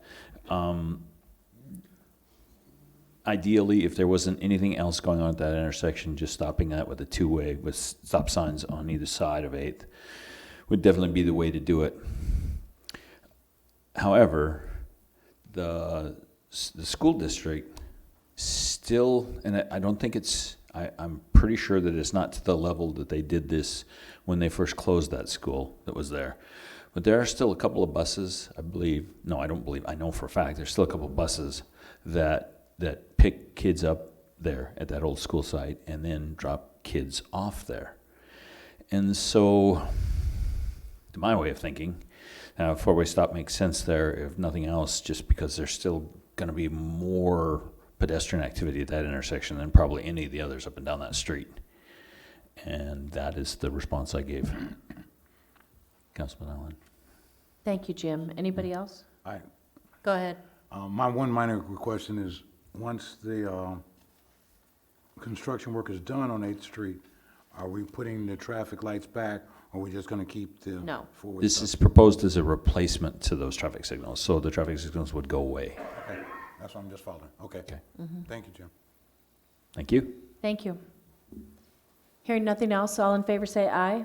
Aye. Opposed? The request is approved with all ayes. We're on 11L. We have presented for City Council's consideration a request to accept responses to the Carver Corner redevelopment request for proposals to designate Merge Urban Development Group as the preferred developer. Authorize staff to negotiate a development agreement for City Council consideration and to enter into negotiations for the acquisition of property. Is there a motion to approve this request as submitted? So moved. Second. We have a motion by Councilman Spread with a second by Councilman Harvey. Is there any discussion? I would just say that based on there's a attorney privilege or attorney response to questions, that this does not obligate the city, that at this point in time, I would approve this motion. Your Honor, Yes. quick comment. There is a representative from Merge. If you have any questions for Merge, I believe it was Steve Miller in the back. If the council has any questions for Merge as well. Anyone else? So I wanted Go to see if ahead. I'd emailed Jody with some questions in regards to this, just from my perspective. And one of the things that I had requested was, that, provide information that we had X amount of contacts that we reached out to. She did provide us with an email stating that. My only question that I couldn't get into when I got the email was, how long did we provide this request for? And I don't know if Jody's here right now. It wouldn't let me in to show what we requested. And I think it was 3 weeks. I didn't count how many emails, but I did see that it was 5 different attachments that you had, but I wanted to just verify those questions to make sure that we were being consistent and fair. Mayor, Council, good evening. So the RFPs were sent out on June 21st. They were due back in finance on August 14th at 3 p.m., which I want to say is a little over 45 days. I didn't come with that exact answer. Okay, so is that a normal process of what we do? Just a question that I have. I cannot speak to the city's history on that. When you say normal process, what specifically are you So speaking if to? we're obviously requesting a proposal for a new business to come in, and we're providing, a location for a place for them to build. Is this a normal process for them to say, hey, you have 45 days to come back with a proposal meets all of these requirements? X, Y, Z, it's something that meets the potential for downtown or, business, it provides potentials for housing, everything that was in this one. But I don't think there's a normal process for Muscatine, because we don't typically, this is our first go around with an opportunity zone. We haven't sent out a number of RFPs for economic development. What typically happens is we have an interested investor or developer that comes into the community. We enter into discussions, negotiations. We bring forward an in-depth session with City Council, a summary for an economic development or a TIF agreement with that entity. So I don't think there is a normal process. Now, I'd say, and I think Jody spoke to this before, a 45-day timeline for responses to an RFP is, I would say, and I believe Greg Jenkins is in the office is in the audience as well, would be a normal June 21st, timeframe August 14th. for a response to a similar RFP. We do RFPs or all of the time, and our normal process, they'll deliver them to finance at the date and time that's set. We'll come upstairs, typically to the council chambers. The bidders will be in the audience. We'll open those and move on and go forward. That's for the typical construction process, but this is not this is. This is a little bit bigger. So, Okay. having said that, then, would it be fair that in saying that, and I can see we did get Bush Construction and some Crisales, which is good.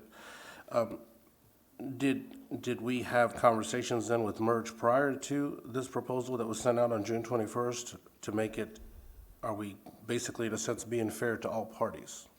There was a conversation, a meeting that the chamber coordinated with Merge representatives May 28th before before the RFP was released, in which they had contacted the city and were referred ultimately to the chamber for looking for sites for development. As I talked about last time, is they were looking at the jurisdiction already. In the opportunity zone areas? In the opportunity zones, yes. And so we simply answered questions during that meeting. And when was this? Months ago, or you May say? 28th. May, okay. And that would be typical, and Greg can speak to this as well if you'd like. I mean, if we get something from the state or from our Quad City First. My thought around this, Greg, is just, are we being fair? Oh, absolutely. To all the parties, or was one party already chosen prior to, and it gives a reflection to the city as if this was already discussed prior to actually saying, hey, we're reaching out to you, we're the group that we're selecting you, and yeah, we're gonna email out a bunch of requests, but we're only gonna give you 45 days. I just want to make sure that we're being transparent if we truly are and stating what we're doing, so we provide the same information to all parties in that perspective, because when we say we're not agreeing to anything, as what Phil's mentioning, are we still allowing other proposals to come in? Because if we select them, then we're not, if that's the way I'm kind of interpreting that. The proposals were cut off on the due date, and Yeah. now we are moving forward with the preferred,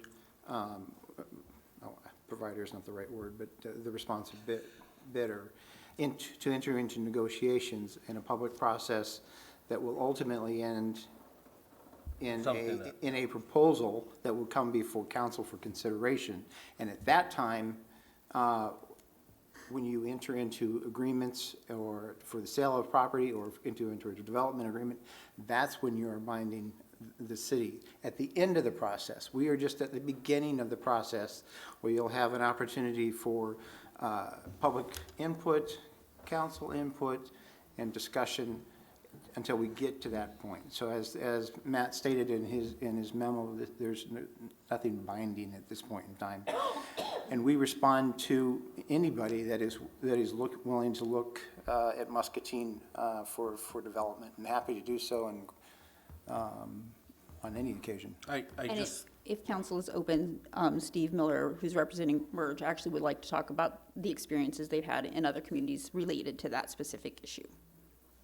That's fine. I just want to make my thought in regards to the amount of land that we're talking about, the location of where we're talking about, the potential of having the discussion with Merge is fine. I'm just questioning in my mind with the whole thought process that I questioned in the email was, how is it that we sent this many out and we only got one responsive bid? And did we truly say, okay, I mean, it's because it sat there for many years. Could we have said you have 6 months to get this? Or is it, or share the information that we're going to have this prior to, so the other businesses had the same time that maybe Merge had, or it's a concern of mine, because I only look at the fact that we have that many. May I respond or interject a comment? Yeah, go ahead. Go ahead. In my 40-plus year career involving commercial development and real estate development, some of it in the Chicago metro area, 45 days is a reasonable period of time. There's nothing unreasonable about that for projects of this magnitude. It's just, that's just my personal experience. It has little to do with, you know, the specifics of what's happened here, but I'm saying it's not unreasonable. And I'm not disagreeing with you on that. I'm just asking in my mind in regards to having this many. Normally on, you know, we did the Mississippi Drive project. It took us many years of planning, but we had multiple bids to do that as well too. Here, we basically have one. And that concerns me in regards to that because I feel like whenever we make a decision of this major investment from both parties, from our staff time and Merge's time, then I feel that sometimes you need to be thinking about it and have more critical thinking and making sure that we're not just jumping on the first one that we have and then later on regretting it or thinking, wow, we did, you know, we could have had opportunities, but we only took one because only one came up to the door. Can I speak? I want to be sure everybody thinks about the nuances of that. So Mississippi Drive, it was a construction project. So when the first set of bids related to that were professional services design for a specific, something we were saying we wanted done. A street's a street. I mean, there were nuances to how that street got done, but it was still a street. And we were paying for it. We were paying for the design services, and ultimately we were paying for the construction. In this case, we're talking about economic development, which is come bring your money to our community and tell us how you would spend that money. What would you build for that?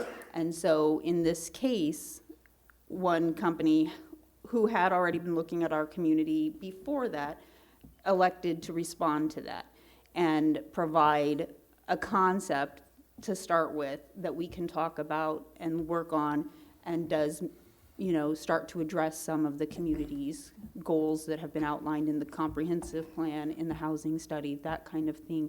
So I don't think you have to think about, we're asking you to bring your money as opposed to our other projects where we're saying, we're gonna pay you to do this project for us.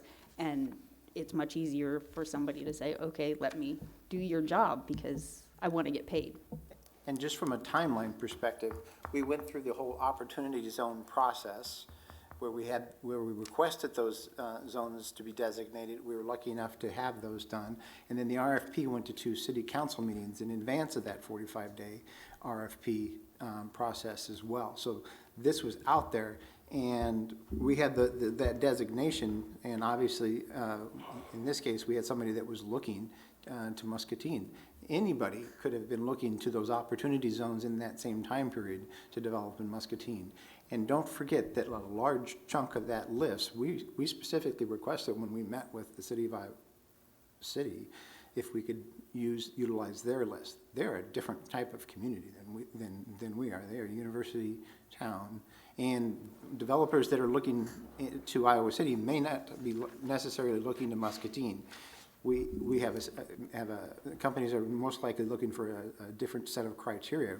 We're lucky enough through this construction process to have, and well over, oh man, how many years, gathered up over 7 acres adjacent to the Mississippi River that allows us to bring forward this type of, or this opportunity. So we have a responsive bidder. We have a developer that has an outstanding reputation based on the references. We have a developer that's noted their willingness to work with the community to come up with a project that works for both parties. And Matt has answered the questions the council had last time regarding that there is no upfront or binding commitment up front. That comes at the end of the process.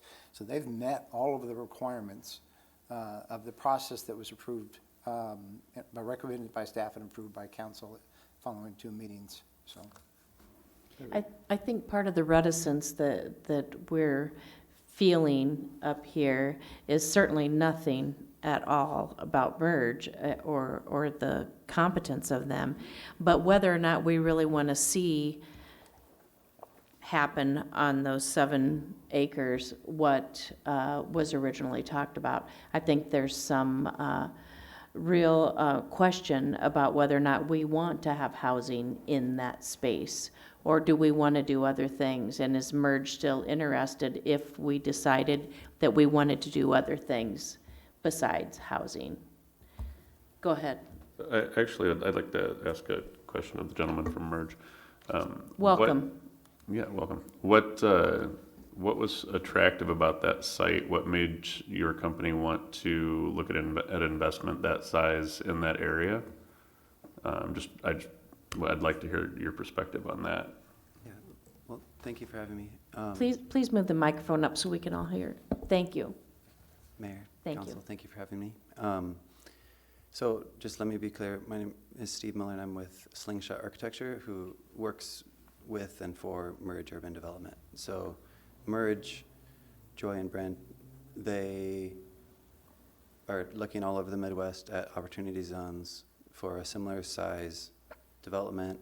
And Muscatine, I don't know the nuances of how they make their decisions, but I know that they typically look at riverfront access, downtowns with good amenities, usually college towns, so that's not the case here, but I know after visiting Muscatine many times now, I see the appeal, and I know that reading through the housing study, there's a demand, that's usually a factor too.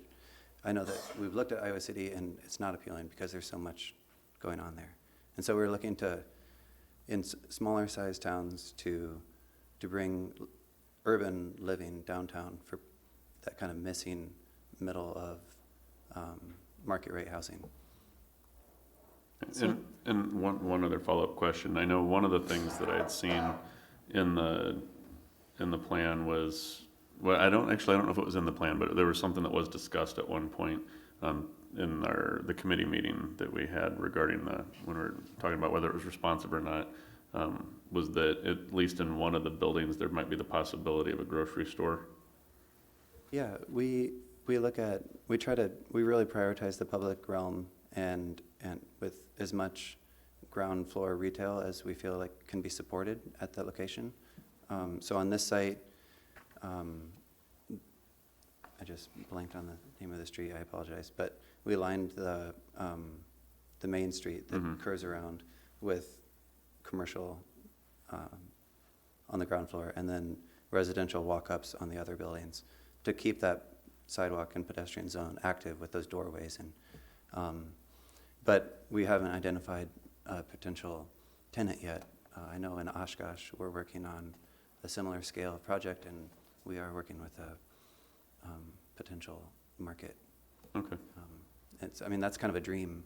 We were just talking about that today, actually. That's kind of we've got a severe shortage of grocery in the south end of town, and that's it's kind of on the edge of that area. So that would be something that would be beneficial. So yeah, we would love that.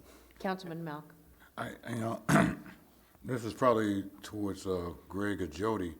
On the memorandum I have from Jody about this project that you sent from September the 15th, paragraph 3, first thing says the city's expended over $500,000 on the acquisition, clearance, and cleanup of this site.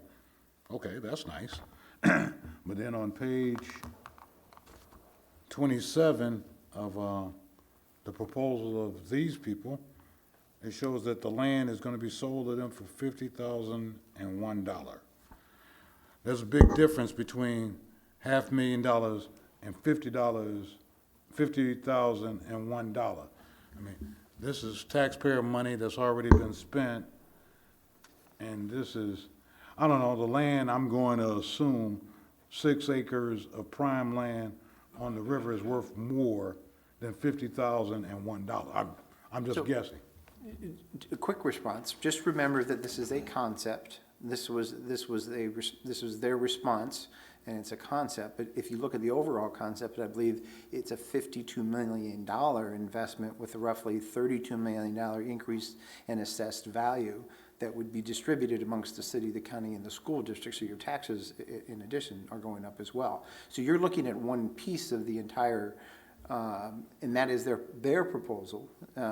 We have yet to enter negotiations, which would begin after if the council would to move this forward tonight. But if you look at the overall investment, it's around $52 million with an annual increase in assessed value of around $32 million, which, again, is distributed amongst the city, the county, and the school. So a significant investment with a significant tax impact for the community, as well as providing necessary amenities that have been outlined in our planning processes to date. I need to recoup some of the taxpayer money that's already been spent.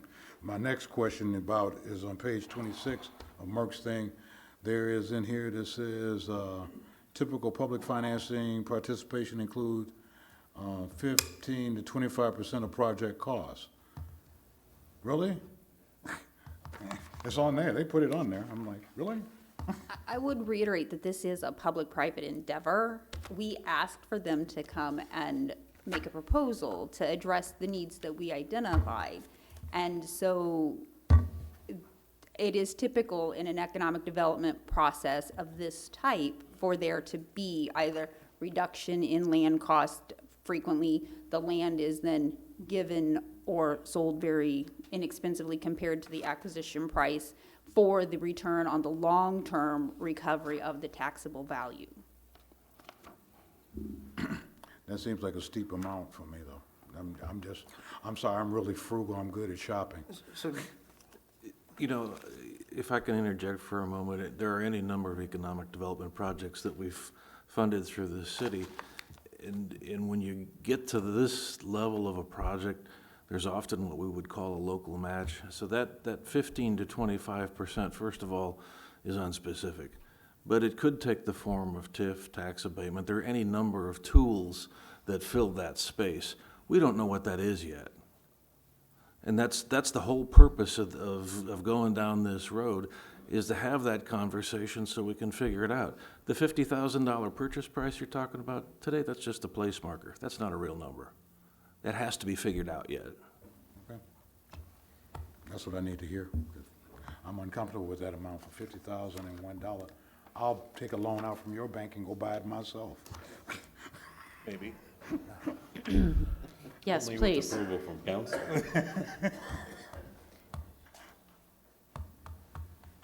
Please state your name and address. My name is Tom Emmerich, 1224 Northwood Lane, and I'm with the World Peace Village Advisory Board. And we've sent each of you a copy of a letter of our proposal, and we've also sent letters out to the prospective, or those that are running for the office. And so my remarks tonight, I would like to remind you of what Ann Meeker had said to you during the discussion on the Carver Corner project on September 19th. She said, and I quote, "I want us to take a really long view because it is the end of that beautiful city-owned riverfront, and we've got the best riverfront up and down the Mississippi, bar none. We are so fortunate here, and the development that has been done already on the riverfront is stunning. I agree. I don't want to make the decision hastily," end quote. Councilman Harvey remarked during that meeting that by entering negotiations with Merge Development, we might be on a slippery slope. A slope that forces the council to vote for the development because of the time the city employees have spent in negotiation and in civic meetings. So why will the rush to make this decision? The land will still be there. Why make such an important decision when 4 of the council members will be leaving at year's end? The land will still be there. Jody Real Goodman, during the last meeting, implied if we had entered into negotiations at that point, we could break ground in the spring. Why the rush? The land will still be there. We, the members of the World Peace Village Advisory Board, believe our proposal is in full compliance with the city's comprehensive plan for a major corridor having a significant positive impact on the image, appearance, and future economic vitality of the city. When Xi Jinping, president of China, was asked if he was satisfied with the outcome of the French Revolution, his reply was, "It's too early to tell." While the advisory board and Ann Meeker would like to take a long view, we certainly don't advocate 300 years. But we do request a tabling of this motion for 9 months to a year to give us the opportunity to prove and develop the Peace Park. If we fail, the land will still be there. Thank you. Thank you, Mr. Emmerich. Is there anyone else who'd like to comment?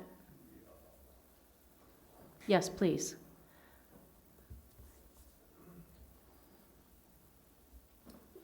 Please state your name and address. Sandy Stevens, 608 West 2nd Street. And I just had a few questions kind of about the proposal. One of them I see is the acreage seems to fluctuate between 6.13 acres and 7 acres. The proposal that I saw, the buildings alone are 6.19 acres. The parking space is another acre. That puts you over 7 acres. And if I understand the RFP right, there's supposed to be green space. But you've already got more space in buildings and parking than is available. So where possibly could green space go? Another thought is that you've got brownfields there. Evidently you've done some geotechnical studies. I don't know the results of those, other than the fact that if you've got brownfields, then you've got to do some kind of remediation Superfund cleanup. And if you're doing that, then you're probably tapping into federal funds. You tap into federal funds, you trigger Section 106 of the National Historic Preservation Act, and you need to know if there's archaeological resources buried. Well, there's a good chance there's buried archaeological resources there, because the slough cut off from the Mississippi River went down that way, and that's prime real estate for Native Americans. So there would need to be some kind of archaeological study, I believe, in addition to your remediation. The fact that there's floodplain soils there that you're building the foundation of the buildings in, it may not be substantial for putting in that kind of construction. And just to reiterate what Tom said, if the park fails, you still got the land and you could still develop it for something else. But if you put in some of these buildings and people aren't moving into the apartments and they walk away and the developer walks away and the finance walks away, you got nothing but empty buildings. Thank you, Mr. Stevens. Council? Any other questions or comments? I have a couple comments. Go ahead. I questioned this at the last council meeting, and two things I question is similar to Santos was, we sent out 72 RFPs and we got one response, which bothered me. But then at the same token, I got to thinking, even tonight as I was sitting here, that we got one response, but the flip side of that coin is in 45 days, 71 entities didn't have enough interest to respond. So it's not, we didn't choose merge or anything like that. It's the fact that they're the only one that wanted to respond. So my concern that we only got one response now is kind of off of my table in a way, because I got to thinking, we gave 71 other people a chance to respond and they chose not to. In my other comment, I was just cautioning against, well, first of all, tonight we're not committing any city funds at all. the request is just that we enter into negotiations with Merge to have them tell us what they propose to do on that site with no commitments on the city's part at all. And I just wanted to make sure, my comment last council meeting was that just because we may choose to have Merge discuss with the city what they proposal, that we don't fall into the trap of, now we're going down that road, we don't want to stop. And I don't have any concern, I guess, that if we go into this, that there's no reason at any time in this discussion with Merge that the city cannot say, stop. We're not committing ourselves to going clear to the end of the line, so to speak. We can stop at any point. So tonight, if and when we vote on this, I'm going to vote to go ahead and ask the city to go into negotiations with Merge to ask them provide us with what you propose to do at this site. And keep in mind that Merge is the one that's providing all the funding for this project. The only thing that the city is committed to doing is, as Malcolm said, is providing the land at, at $50,001. Where the city is not putting in any, as far as I understand it, the city is not going to be contributing any money for this project because it, as Jody pointed out, when we do streets and all that, and the city ends up spending money. In this case, Merge is going to be the outfit that spends the money to develop this property. Actually, Councilman Harvey, they just read from the proposal that we would be covering 15 to 20%. But that would be after everything is Right. decided to go ahead. Yes. Okay. If we went ahead. Right. So the city Going would with have. Merge, we're not spending any money at this point tonight. Not tonight. No. Absolutely not. Merge has a letter attached. They talk about their community engagement process. We've talked about a community engagement process ourselves. This is the start of a process. There's a concept that's been presented. This is the start of the process. We enter a community engagement process. It'll be before the city council. And at the end of the day, the commitment comes on the back end. Depending on if a concept comes forward that the community and specifically the council at the end of the day supports. And we do that all the time with for example, with tax, it was mentioned tax increment financing or tax abatement projects as well. So the commitment is on the back end after we've gone through the community engagement I think we're clear process on that. and everything. Councilwoman Brockert? I understand from what I've read in different emails that Merge has reached out to the Peace Park people, and should we go forward, I would like to see that cooperation continue so that Peace Park folks are involved in negotiations and can, put in their requests and, make that work for everyone. Mr. Clark, please state your name and address. I'm Dan Clark, 1221 Mulberry. As you know, I've been involved with the Peace Park, Peace Village idea too. I came to it later than some, just before we were trying to get on the council agenda the first time. We were instructed to go first to the Recreation Advisory Committee because we were talking about a park. And they, and I haven't seen this appear in the record, their minutes aren't out yet from that time, but we went, we made a From the Parks and Rec meeting, you mean? whatever their commission. The park, yes. The Park Recreation. Advisory. Yeah. Mhm.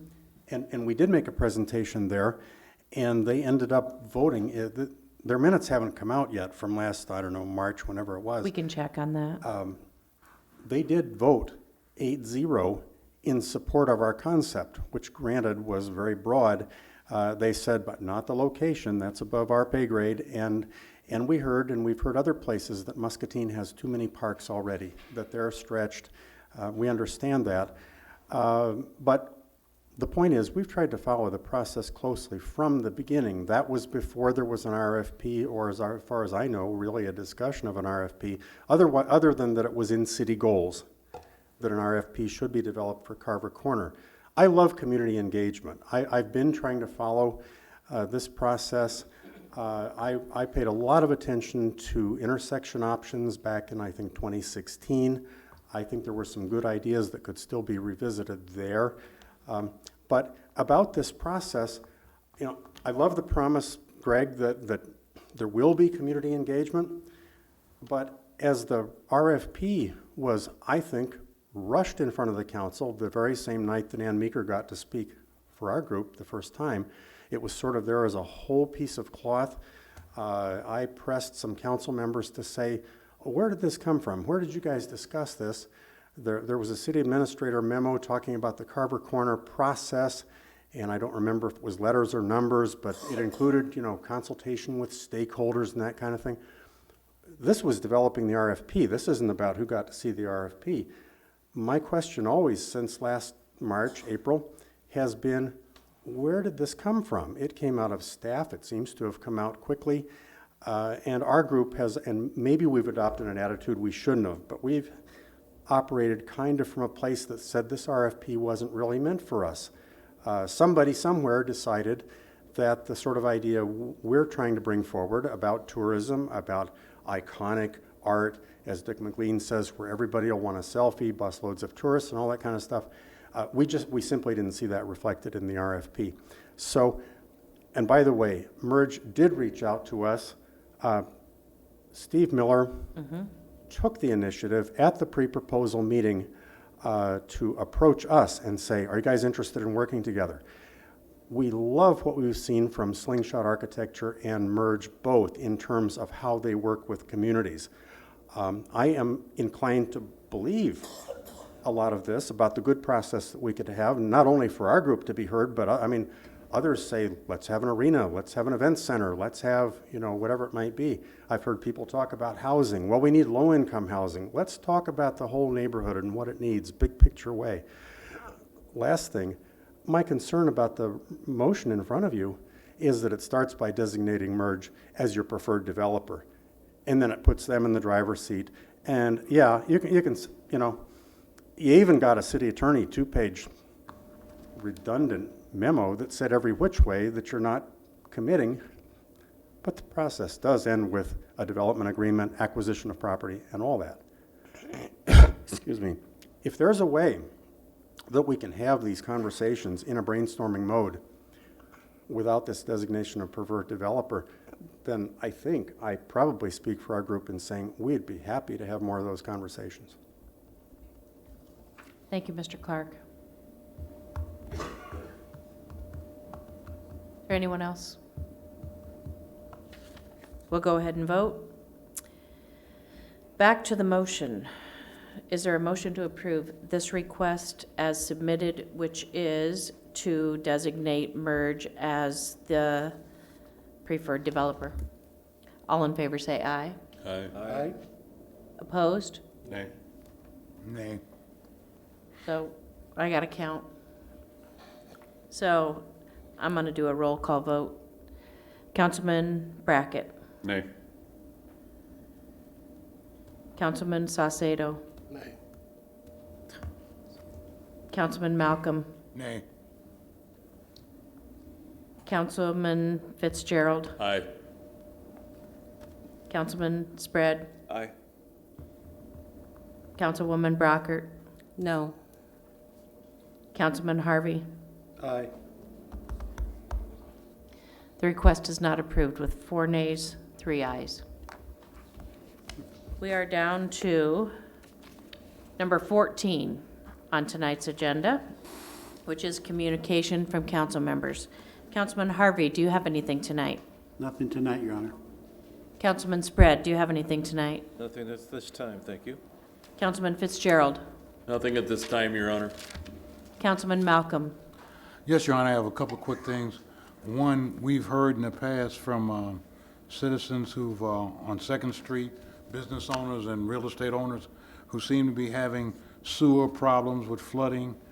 And I'd like to find out, are we taking steps with the administration, getting an outside engineering person or company to possibly go in and look for the source of the problem and make some sort of recommendations that we can consider to solve the problem? Sewer water coming in my house would be a bad thing for me. So I'm going to assume that a business owner who's serving food has got some real issues with that. The other thing, we seem to have a problem with, I think it's Miller's Hill, mudslides, whatever. I'd like to know, have we considered getting an outside source to come in, whatever, even if we have to go to a university and see if their college can come in and say, all right, we have equipment and personnel and we can tell you what's going on with this slide. And it's more than just mud running down into a street. We need to talk about this whole area that's shifting, and I know that city staff is already taxed with everything else, so maybe we need to bring in an outside expert to answer the question what's going on and give us a recommendation that we can consider and see what we can do to solve those two main problems. Those are my thoughts for that for today, Your Honor, I think. Thank you. Councilwoman Brockert. Nothing tonight, Your Honor. Councilman Saucedo. Just two things. One, I'd like to be able to discuss what we just did not pass and see if we could maybe reissue that 6 months with the timing for them to be able to resubmit, so we have enough time for ample bidders to do that in my request, which maybe need another agenda item. My other item is, we've had discussions in regards to the nuisance and abatement issues and revising that to be able to get more information to the nuisance homes and be able to have time to do that. One of my requests is to be able to have a documented way that we know who's making those phone calls to make those requests to say, hey, my neighbor needs their yard mowed, or XYZ company needs to get this fixed. I know that when Jody presented the information to us last time, she never really shared with us who made those phone calls to those nuisance locations, which is fine. That's the way the system is and the process is structured.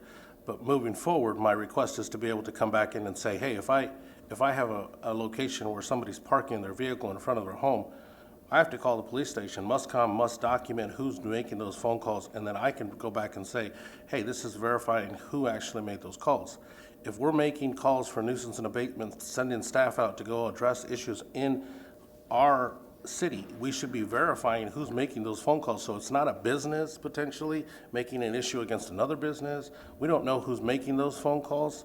And if we're revising that structure that's written in the nuisance and abatement, I think it's an area that we should request that if we take the time to make those phone calls, if we take the time to make those staff to go out and say, hey, we're looking at this issue, I think we should also make sure who's actually making those phone calls. Doesn't need to be shared publicly, but I think staff should be able to come back in and say, hey, we followed up on that call. Oh, wait a minute, you're not the guy who called? Or you are the person that called? I think that shows a little more transparency, and it shows that we as a staff in the city are addressing the issues correctly. And that's something that I'd like to be able to see in the revised structure that Jody ends up having for us to present later on. That's all I have. Councilman Brackett.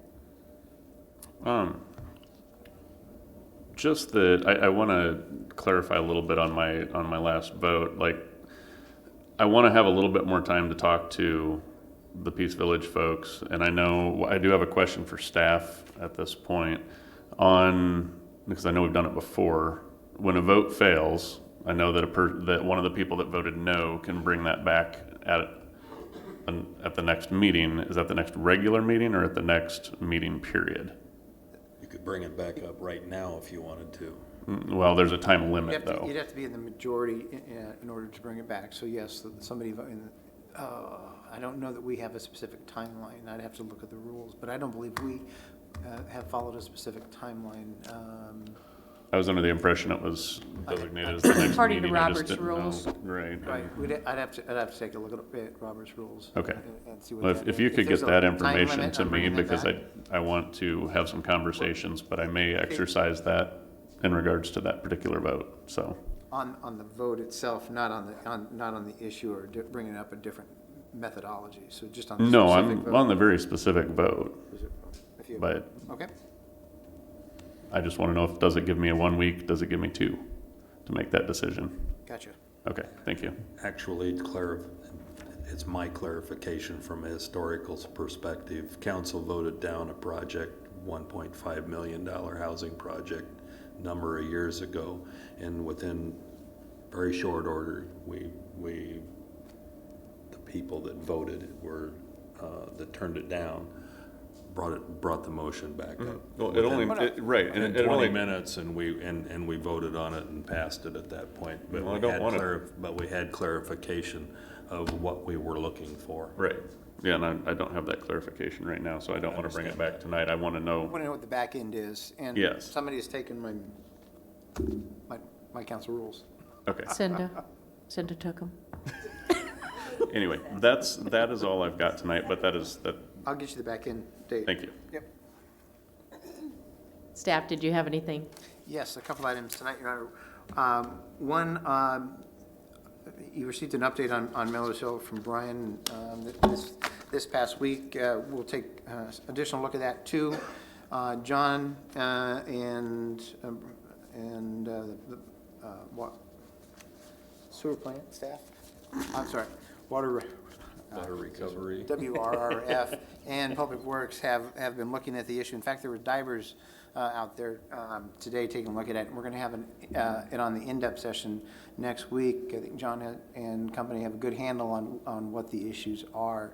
And so it's going to be on the in-depth session next week, along with several other items. We'll bring in a brief update on the changes that we're proposing to the blighted areas, a small business forgivable loan, and then Public Works has a discussion on 25th and 47th Street, Lake Park Boulevard flooding, Papoose Creek Lift Station, and then Nancy also has the finance year-end review next week as well.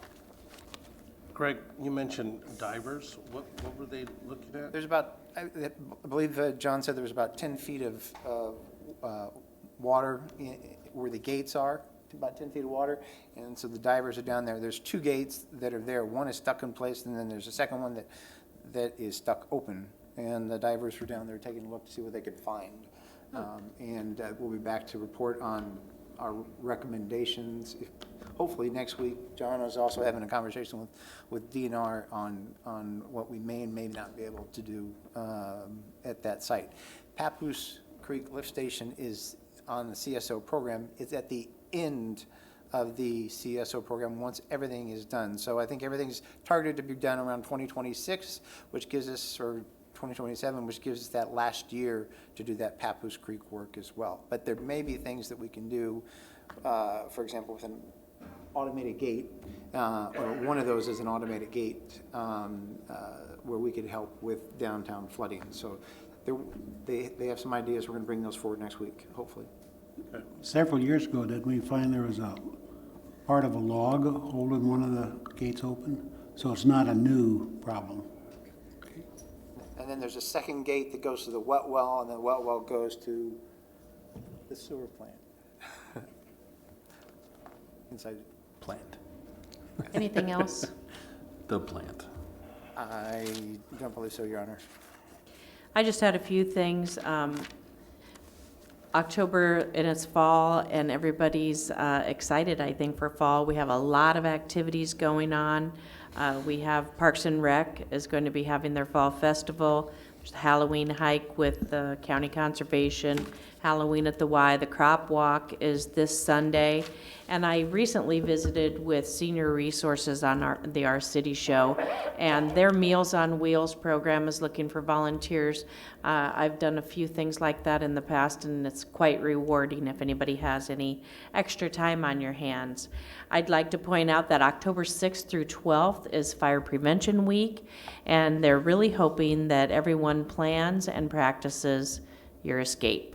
So it's not just all of us having our working smoke alarms, although that's critical as well, but they're really trying to enforce and get the word out for people to really do a practice, not just know what door they're gonna go out.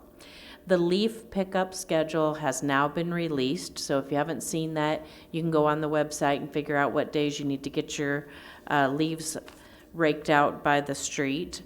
Saturday is the Alexander Clark Walking Tour. They are asking for an RSVP by tomorrow. Sunday is the last summer concert series on October 13th. And finally, I just wanted to share with you about a project I've been working on for several months and discovered that it's already been going on, and so I kind of joined forces with them a little bit. But the Muscatine County Freedom Rock, I don't know if any of you have seen the Freedom Rocks around the state of Iowa. They're patriotic. They're typically one for each county. There's a beautiful one out on the lawn in Tipton for Cedar County, and Wilton is putting the Muscatine County Freedom Rock in at the train depot there. And so they'll be doing some fundraisers, selling bricks to honor some of our veterans. So it's a really neat project. I'm sure you'll be hearing a lot more about that. Next week is our in-depth session. The agenda will be out beginning of the week. And hearing nothing else, do I have a motion? Oh, Absolutely. yes, please, go ahead. I had a note from Kevin, who'd had access to council rules, and this may not be complete, but obviously, you are correct, it can be brought up at the same meeting, next session, or a specially called session. I don't know what the definition of that is. So we know you have until at least the next regular session, and I will get you a back-end date as well. Okay. And if you would, Your Honor, I just a reminder that the West Side Trail meeting is coming up as well. Yes, it is. For the public, and I thought, and I believe I have a date on here. I thought it was Next Thursday. I do have a date here. Next Thursday. It's the 10th, 5:30 at Crossroads. At Crossroads. Hearing nothing else, we appreciate you all coming. Motion to adjourn. So moved. We're adjourned.